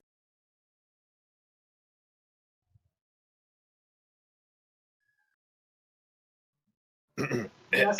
Coughing, Cashin. What? Do you want me to bring out the hand to see if maybe the door might be trapped or anything? I'm basically telling him that I'll use Mage Hand to see if we can open the door. Sure. Alrighty. I pull out a little dinner bell and I ring it. Mr. Bootiesworth, and I summon the Mage Hand. A little hand Name comes it up to again. you like this, looks and waits for instructions. Mr. Bootiesworth, may you open the door for us, please? It Oh, flies through the air over to the door, and you gently hear the doorknob rattling slightly, but the doorknob does not turn. Mr. Bootiesworth, be a gentleman. Open the door for us, please. Give me a strength roll if it has in it. It does not, I believe. It's essentially just a hand. It is not. It can't attack, activate magic items, or carry more than 10 pounds. I'm assuming it has no... It's not able to open the door. It appears Right. that the door is locked. All right. It looks like he's having an off day. I don't know if you have any tools or anything to maybe make it easier. Anybody have thieves' tools? Cashin just sighs and pulls out his. And then I'll stand in front of him, try to be like that kid that's like keeping an eye out, making sure that he's being blocked. Right. No. Okay. Don't keep going that way. Give me a DC 12 with thieves' tools. With what? Thieves' tools.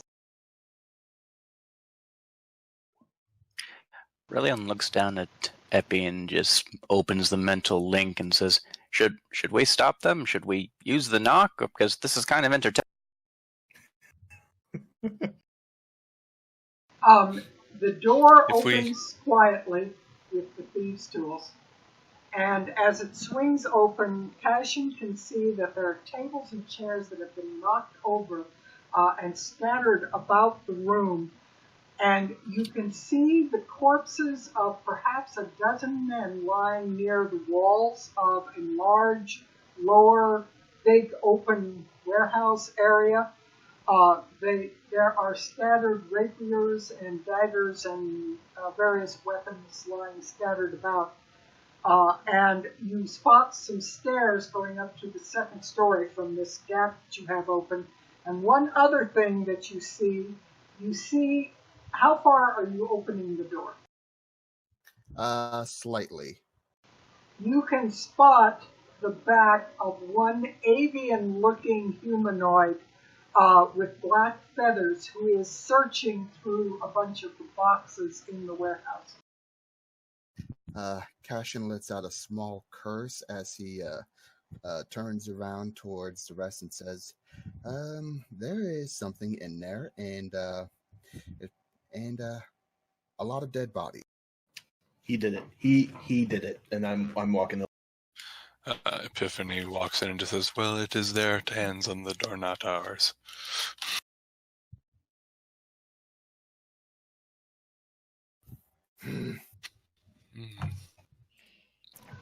You walk into a normal stored kind of warehouse with things scattered about, and the individuals that are looking around here, and why is this not in focus on the other screen? I would say technically we should not be entering, but if we get someone else in the climb, I think it will absolve us. Oh, you precious little noodle. We did not hear her. What did she say?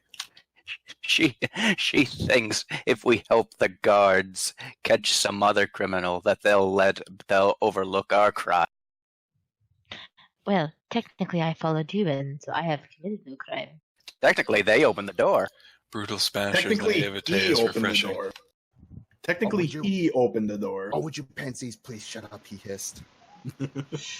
We should listen to Vane Leaper. After you cash in the clean. We are sensing tension. Please diffuse it. We must focus on our tasks. Keep talking, and the DM's going to ask for a stealth roll on all of your part. I would like to have Cashin give me a perception roll, and anybody that is looking in the door behind him, give me a perception roll.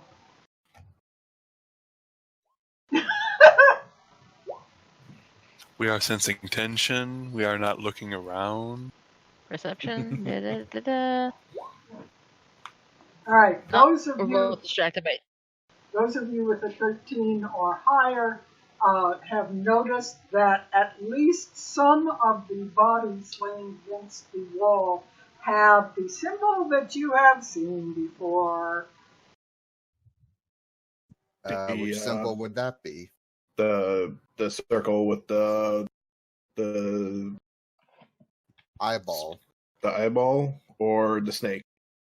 It's on the screen. I think you can see it. Oh, that one. Okay. I will say the front three people have a surprise round, but everybody give me an initiative roll, please. Characters. Yeah. Yeah. So I wonder if the party will work. No, it won't work because it'll give you the wrong thing. You don't even have the thing up yet. Yeah, I'm pulling the stuff out of the thing. In fact, I think I'm going to move you over to the actual battle map of this. Woohoo! Alright, so let me get you where you would be. Cashin would be... Let me open the door. And I'm stealthed? Or what? Give me a stealth roll if you are.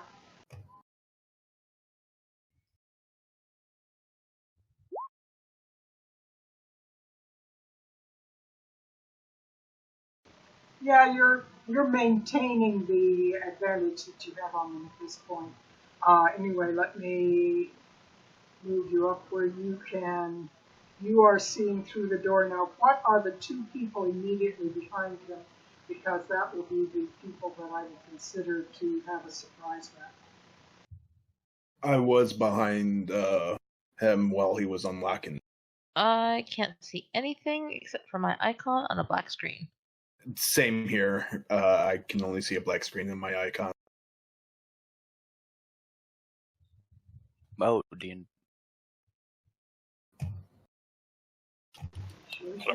Bottom left. Are you in the bottom left corner? Because you have sight showing on your tokens. Let me check all of them. I'll try reloading roll 20 to see if it works. Maybe it's a glitch on our end. Maybe. I'll do that too. I see nothing. Alright, I would imagine that I know what. They probably didn't give a source of light on this. That's what the problem is. They left it without a source of light when they made this map. So hang on 1 second. Let me go create a source of light. That will solve the problem.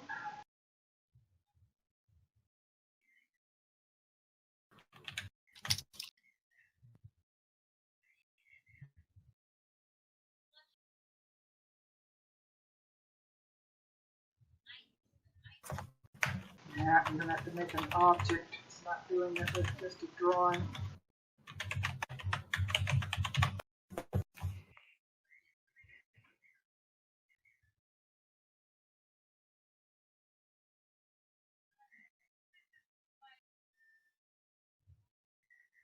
Huh.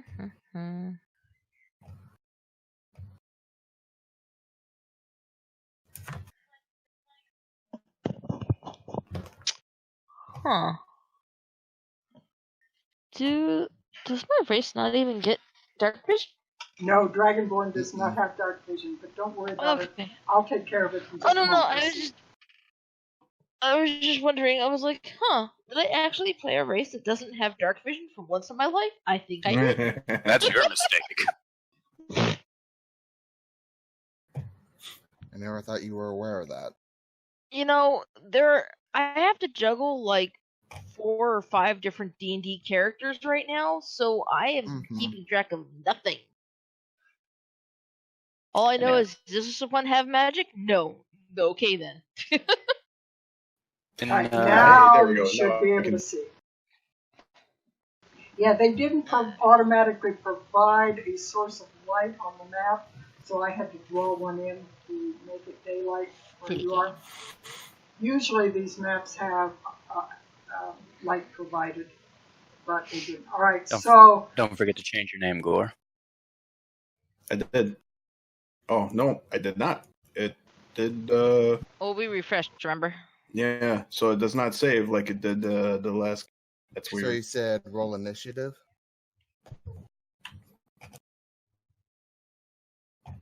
Well, let her finish fixing whatever. Yeah, I only have 2 people showing on there.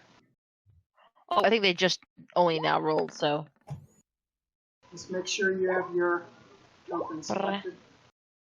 1, 2, 3, 4, 5. Still someone missing. Yep, it's me. There we go. Alright. Also, in response to your question, the first 3 people, one is Cashin, obviously. I would imagine the people who pass the perception check would be the people closest to the door. The other 2, maybe they failed because they just couldn't see over the other. Yeah, well, that might be taller than you, but...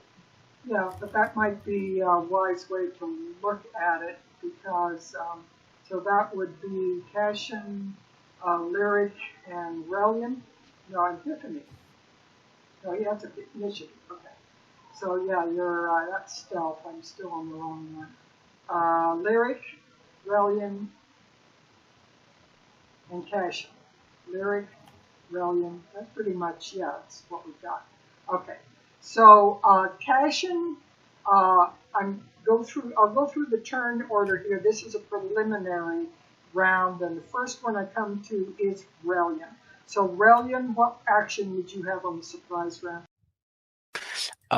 First, hopefully as a somewhat free action, I'm just going to take a look at these.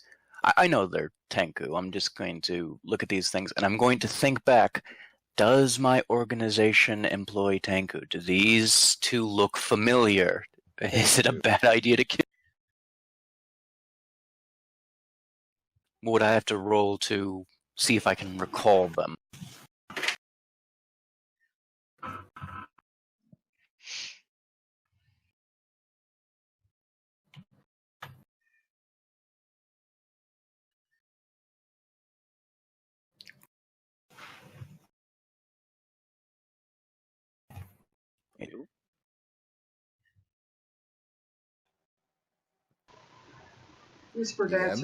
Whispered answer to Sam.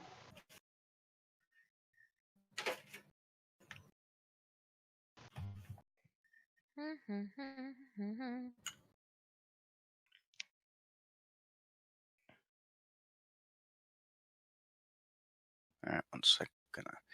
Just for clarification. The whispers done. This Saturday. Yeah, go ahead. Promote yourself. Advert. To Sam, somewhat. All Tenku look alike. Gotcha, but...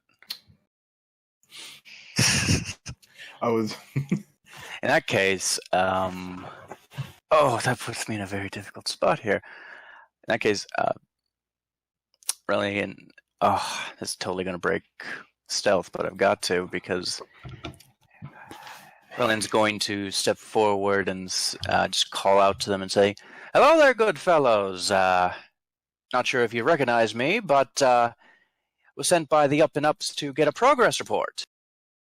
And I will say all of the surprise round kind of happens at the same time. Passion, what do you do as this guy is stepping in and starting to talk?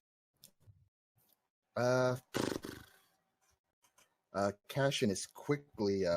Is there anything he can hide behind as Relian is being a distraction? He could step back outside the door, but that's about it from this point. The loading dock area is only like a foot high. You could hide behind me.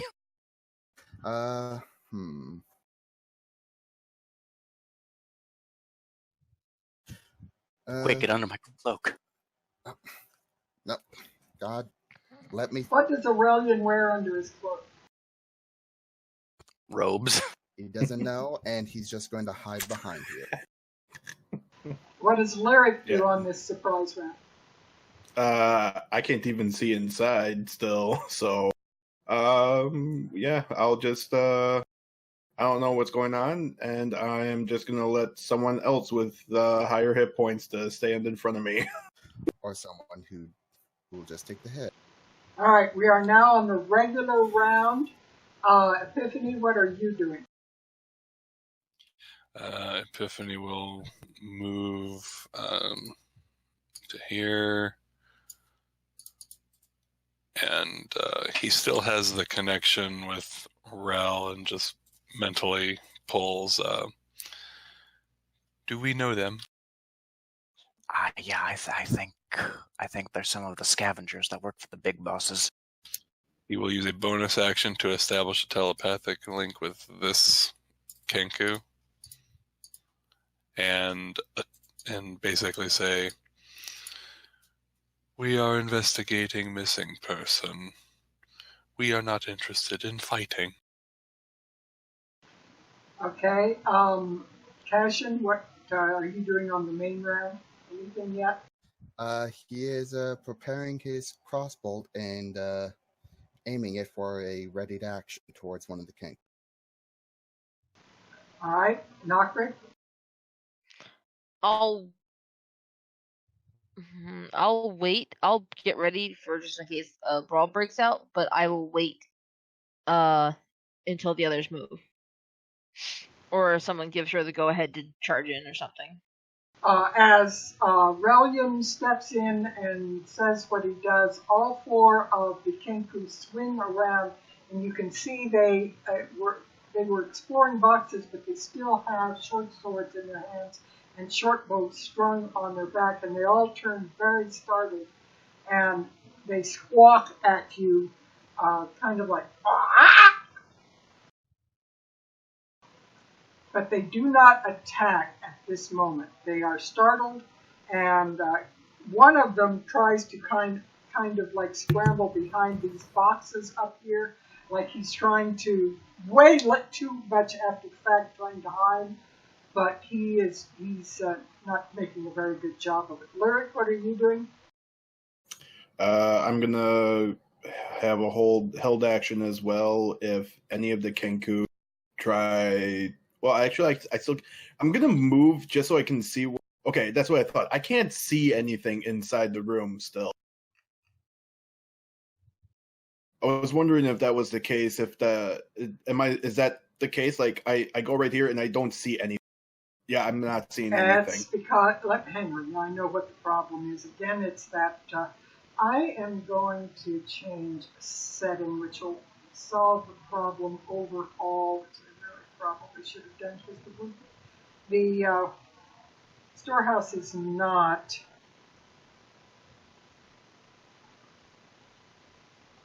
in darkness, so there are windows, and it is daytime. There we go. Okay, yeah, because I thought it weird that he was able to go in, still be able to see anything, but I was like standing right outside the door and not seeing anything. So I'm still right here. I'll move slightly to right here, and if any of the Kenku starts to act aggressively, my held action will be Vicious Mockery. And you have 60 foot, right? It's either 30 or 60. Let me double check. It's 60, but you're Yep, half 60 elven. feet. Yeah, you're half elven. I don't think I have done the visual on your characters. Let me see. Well, he's okay. And Cashin, you're okay. And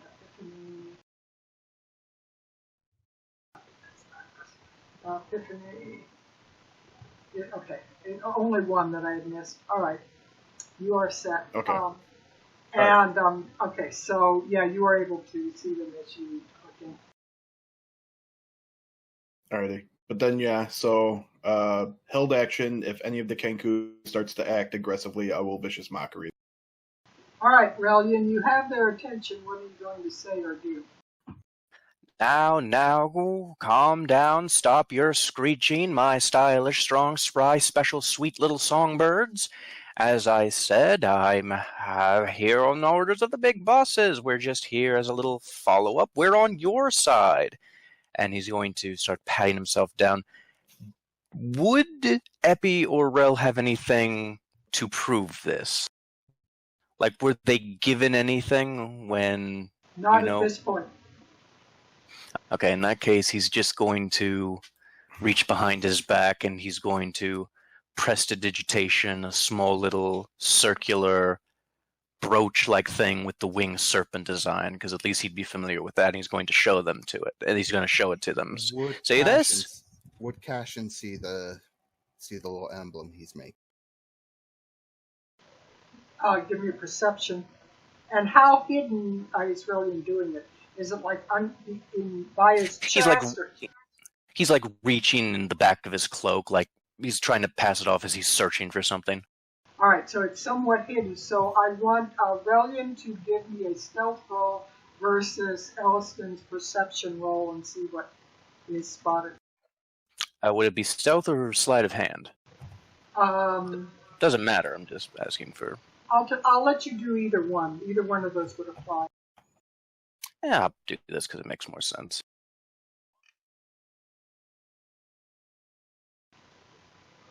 Okay, so it is hidden from you, Cashin.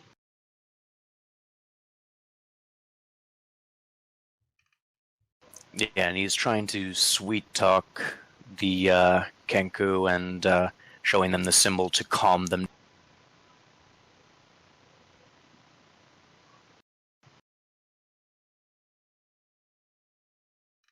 I've got to read something here. I'm trying to determine... Take your time.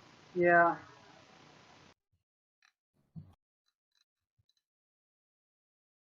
Not specifying something that I need.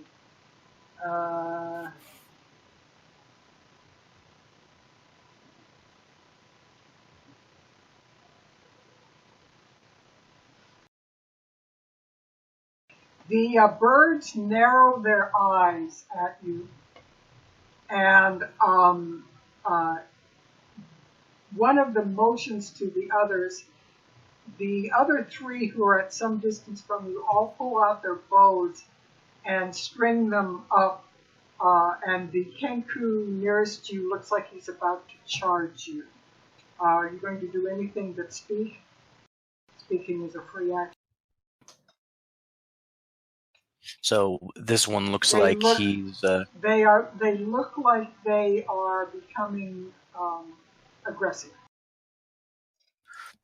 Okay, well, in that case, he's going to dispel the little token he had created and said, "Oh, well, I tried." And he's going to... Yeah, let's...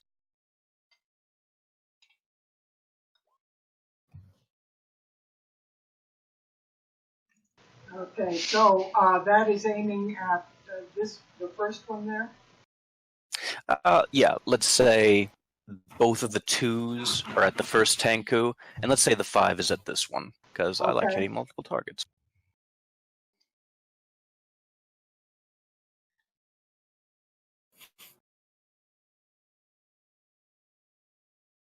There is a vicious squawk of anger as you hit them. Cashin, what are you doing? You brought this on yourself! Do I get to go? Well, seeing as Oh, negotiations, yes. What? Hold on. Epiphany was. Somehow I got skipped there. Okay, sorry about that. It's the first time in like 2 years that I get to go first. I'm going first. You always are there twiddling your thumbs for 2 hours before you can do anything. 2-year dry spell. At last, it's time. Wow. Wow. Enjoy it. It's the last time it'll ever happen. Shut up. Epiphany is going to what's my range here? We're gonna give it a try. He's going to cast Thaumaturgy, and he's going to target like this area here, basically.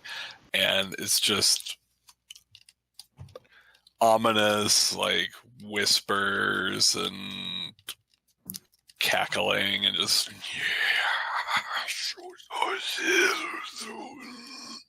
and just like all sort, just those sort of weird, like otherworldly, unsettling sounds here. Give me an just intimidation kind of, roll. yeah, just to kind of dissuade them.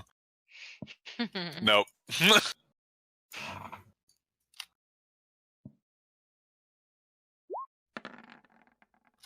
Nope, it's not enough to dissuade them. They don't look like they were startled by it. There's a kind of a cackle.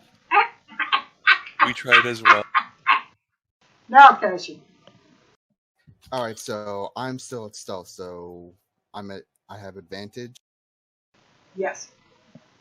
All right, so he aims his crossbow at the first Kanku in front of Relian, and finagling the shot. That's a hit for both of those. Yeah, stealth 9, so it's 9. And that one drops in his tracks. Any other movement before, or any other bonus action or anything before? He is going to quickly dash, as in he's just going to run behind these boxes and for cover. Okay. The boxes probably come up about halfway, so you have half covered. Very good. Nakri, what are you doing? Since I can't really see anything per se, at least since light and all that, my top movement is there. I'm gonna move into here and get a quick vantage on the room. Yeah, I wouldn't be able to really reach anything just yet. Hold on a second. Actually,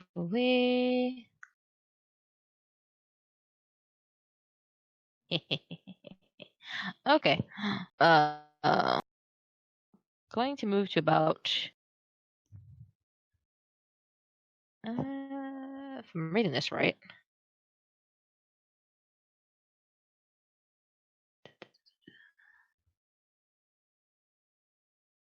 By right-clicking, you can actually get a measurement for 2 different things. If you go like this and click the right button and then go here, you'll actually see how far 2 moves up.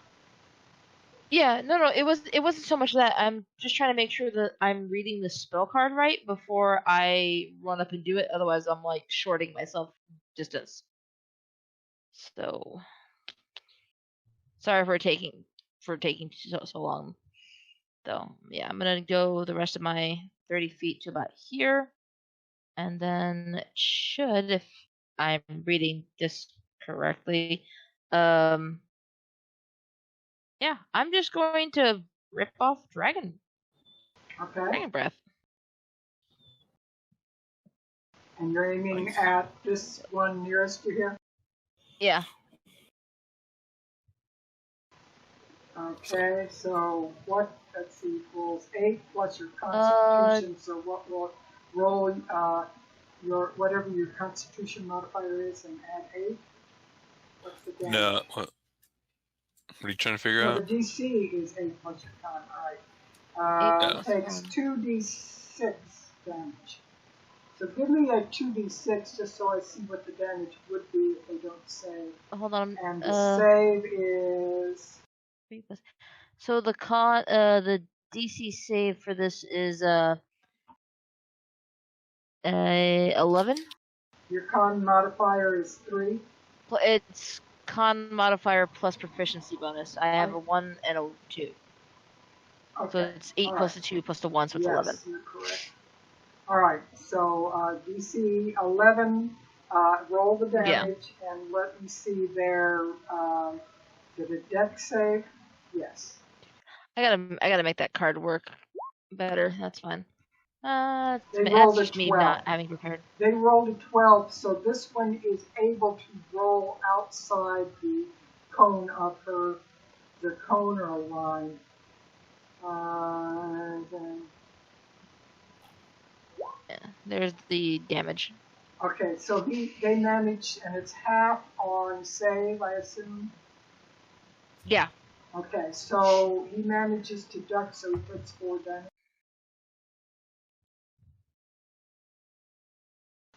Alright, the Kenku, the remaining Kenku, fire their bows. The one, let's see, I will say, the one closest to Nakri, who was endangered by her, fires at her. The furthest one back fires at Cassian, who has a +2 to AC because of cover. And Relian has a +1 if there's a quarter cover. Is there quarter cover? No, there isn't, only half.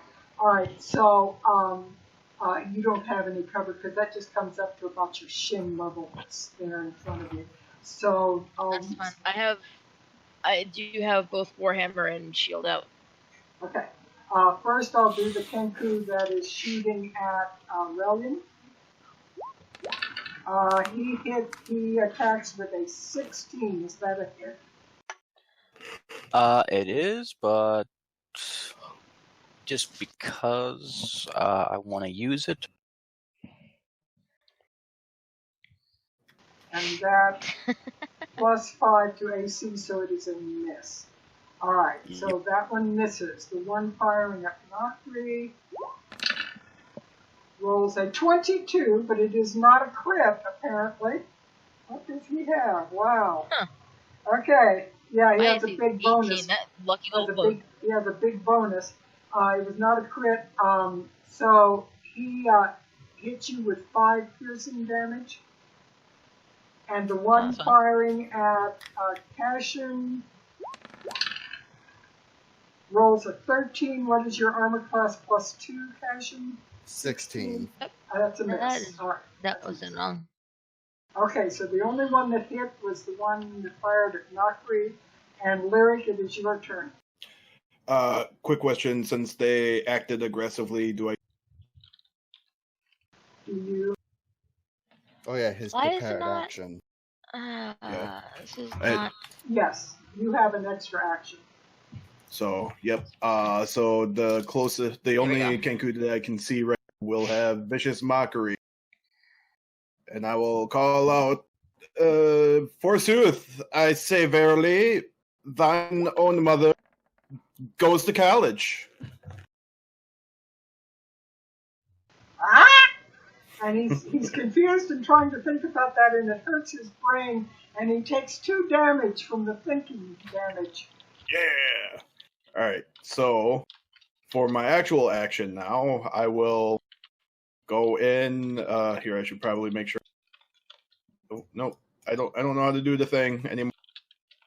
Here, let's just go. Okay, yeah, that's fine. That's within 30 feet. I'll go right here. And I see another Kenku there, so I will do the same thing. Vicious Mockery, and I'm like, you too, you're Okay, he tries to save. He rolls a 12, so he doesn't save either, and he took 4 damage. And the 2 that I did attack, they both have disadvantages on their attack rolls. I don't believe it's just attack. I think it's disadvantage on anything they try to do now. I'll double check what the wording is. For what, Vicious Mock? Wisdom and have disadvantage on the next attack before the end of its next turn. Oh, my mistake. I think there is something that is specifically disadvantage on that thing. I just don't have it. Yeah, that's Brilliant. a much later bard. We're running real late, and I want to hopefully finish this. Oh yes, my apologies. Brilliant. Rillian is going to hop over here next to Cashin and hide behind some boxes with him and says, "Hey, is this spot?" Yes, get out of here. I'm gonna say no to that, and bloop, he's gonna go ahead and hurl this. You're the one that pissed him off with whatever you. And on which one is that being fired? I'm gonna go ahead and throw it at the one that took 4 psychic.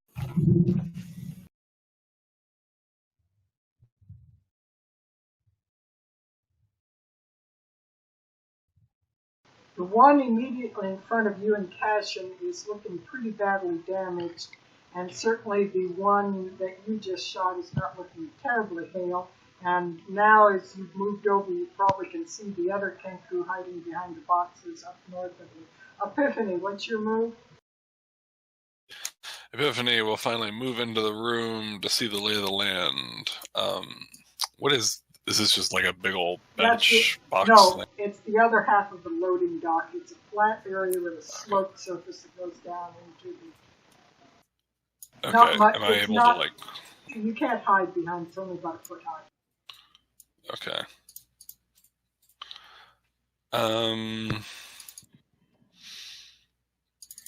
Epiphany will just... Am I able to like see over it? Oh, easily. It only comes up to even your shins. Epiphany will rear back and start singing. And as he sings, his jaw crackles, and then just a beam shoots out towards this one. Shin Godzilla! And he'll cast Chaos Bolt. I need to roll a 1d20 on that one. Okay. And I think it's 1d8. no, he's No, the attack roll the didn't attack get Oh, included. yeah. Whoops.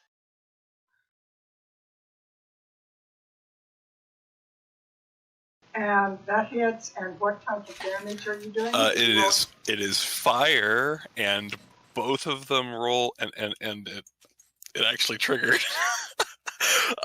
So it's fire, 7 fire damage, and I get to make a second attack at another target within 30 feet of the first one.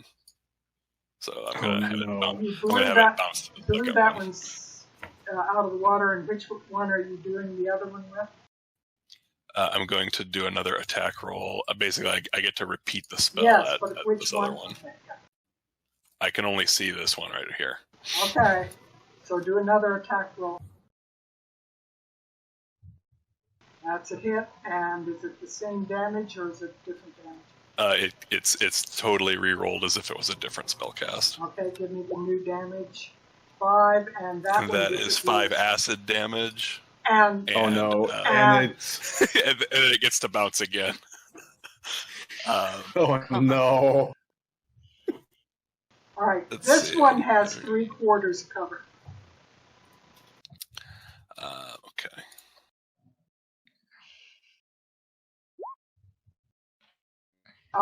Three quarters cover. You missed. With 3/4 cover. Okay. Yeah, so basically he sang out, and then this just plume of fire shoots forward, hits the first Kenku, explodes in flame, and then it morphs into an acid ball and bounces over to the second. You are becoming more and more interesting each day. There is That's a my little brother. violent squawk from behind the boxes, and you see some feathered arms shoot up in the air, and the weapon gets thrown over the boxes.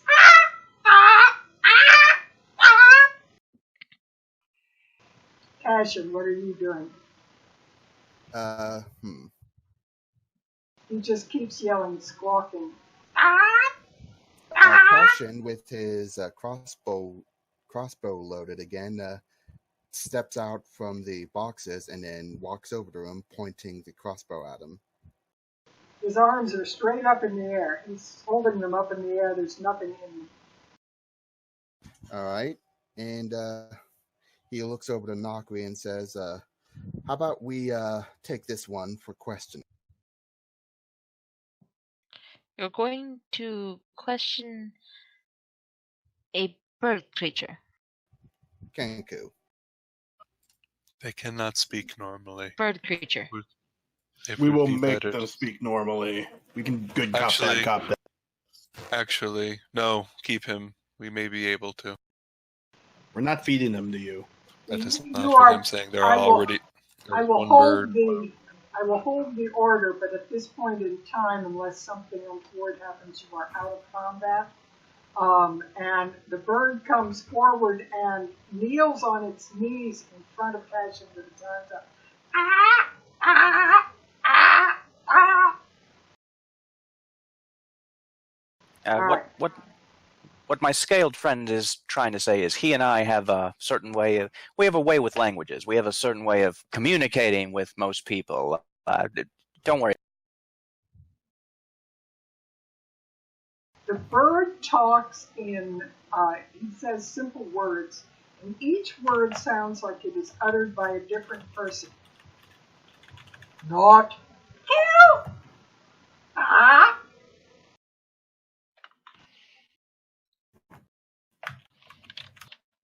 So it's a puppet, so it's parroting words. That's pretty much what it sounds like, yes. All right, so Cassian says, Floon. Run! And, He repeats that exactly in your voice. And what was the name of the other noble? Renair, Neverwinter. All right, so he says, Renair, where is he? In a completely different voice than anything he said before, you hear, tie up the pretty boy in the back room. My ears perk up at this. No, don't tie me up. I don't think they were talking about you. So Cassian, holding his crossbow up, he says over to Nakri, take Lyric with you to check the back room. And then there's a very scratchy voice that comes out of the beak, and it says, no time to loot the place, just get into the boss. Epi, did you hear that? They didn't have time to loot the place. I don't think that's never mind.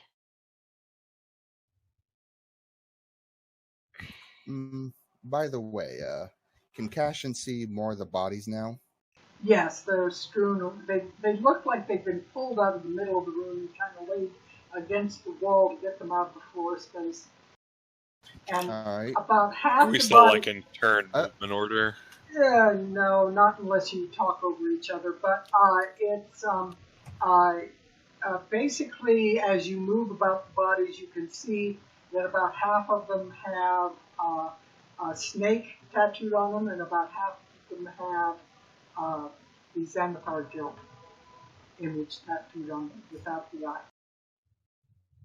Well, it looks like Zentarum and Xanathar are in conflict with each other. Not the first time. I guess we have to go around this way. Epiphany is going to try something, and he will try to use a bonus action to establish a telepathic connection with the Genko to see if we can get more specifics. What questions do you have, Vein Leaper? He's talking to Larry. He's talking To who? Yeah. Cassian? Cassian is Vein Leaper. Yes. What did he say? What questions do you have for the being? All right. he wants to know where Floon and Renair are. Well, he actually wants to know where Floon is. And he will telepathically relay the questions and ask for an answer using invasive thoughts. It speaks and then it responds equally, so you'll get two responses out of it. It says in a parroting, orcish-sounding voice, it says, "Xanathar sends its regards." And then in your mental connection, it says, "Man was taken to Xanathar's guild. Follow yellow signs in the cellar." And Epiphany will relay that. Aurelian's going to sidle up to Epiphany and whisper in his ear hole, ask him why he attacked us. And then in the telepathic connection, "Why did you attack us? Friend Relian warned you." And he gestures to Relian. "Man makes simple. Kill."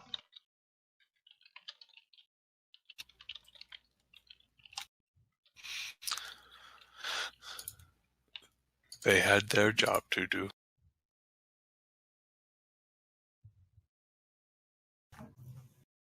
You would also,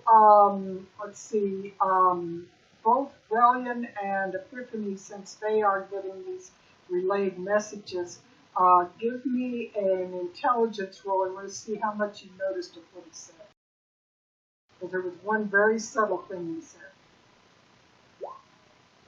Is Cashin hearing this, Epiphany? Not the mental stuff. But what you're saying out, are you saying it aloud? The only thing that he's said out loud is just relaying what the Kenku has said. Okay, so you relayed that. So Epiphany and Cashin would possibly notice that he said the man was taken. He did not say the men were taken. The what? The what? The man was taken, not the men. So one singular. One, yeah. We don't know which one, but one. Well, it was a single man. Well, when Cashin mentioned Renair, he said, "Tie the pretty boy up in the back room." Yeah, but which one does that refer to? Right. Well, first he asked about Floon, and he didn't, and he said something, but then Renair, and he mentioned that sentence. Mentally, Epiphany will transmit to the Kenku the description of. Is this the pretty boy? No, man. One gone, one untied. Both like that. Not sure.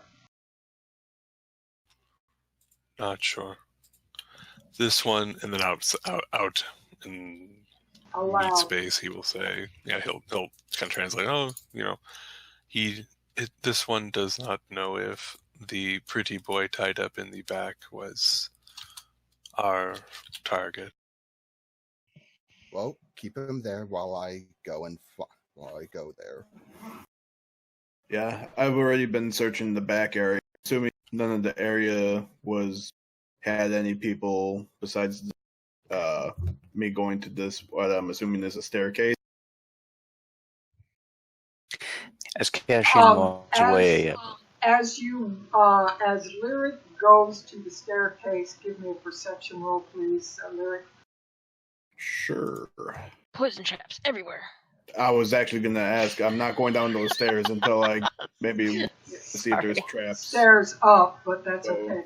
You hear a squeak of a door coming from, like, this area. What's that? Coming from, like, over this direction, you hear what sounds like the squeak of an unoiled cage. Right here?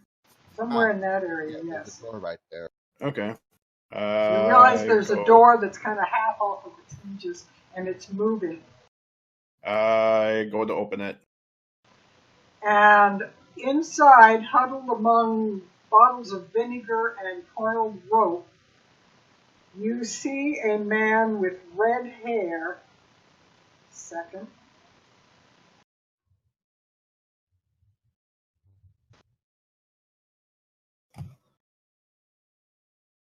And he looks up at you very startled.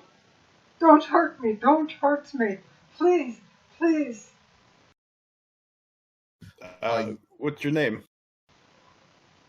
He kind of looks around like he's looking to see who's with you. My name is Renair. Neverwinter. Yes, I'm he. Don't hurt me, please. I can't give you anything. I don't have any wealth, really. And did you say he was tied up? No, he's hiding. No, he's raising his hands. He's hiding he's hiding amidst things. Where are the kinku? Where are the kinku? I move in, sit down next to him, and put an arm on him today. Lucky day. Who are you? I don't know you. Nope, but we were hired to find your friend. Floon? Floon, yes. They tied him up and dragged him off, and they kept calling him by my name. Mistaken identity. Awesome. Oh, yeah, you both have red hair, I guess. And at that point, I will call this, because we've gone way over our usual time, but I wanted to finish it to this point. So we will suspend it here. You have found Renair, but you have not yet found Floon, and you'll have to see what information you can get next week. So we will see you on Crone's Crucible next week. Tune in Saturday for Are You Sure?, where we are getting far more answers than we have questions. It's coming so fast. So we are finding all kinds of secrets out on Are You Sure? In the Land of Mir. Join us. And we will see you next week on Crone's Crucible. Bye. Bye. Don't leave us alone with. Don't forget to smash button and like and subscribe. She keeps us in a basement. Liar.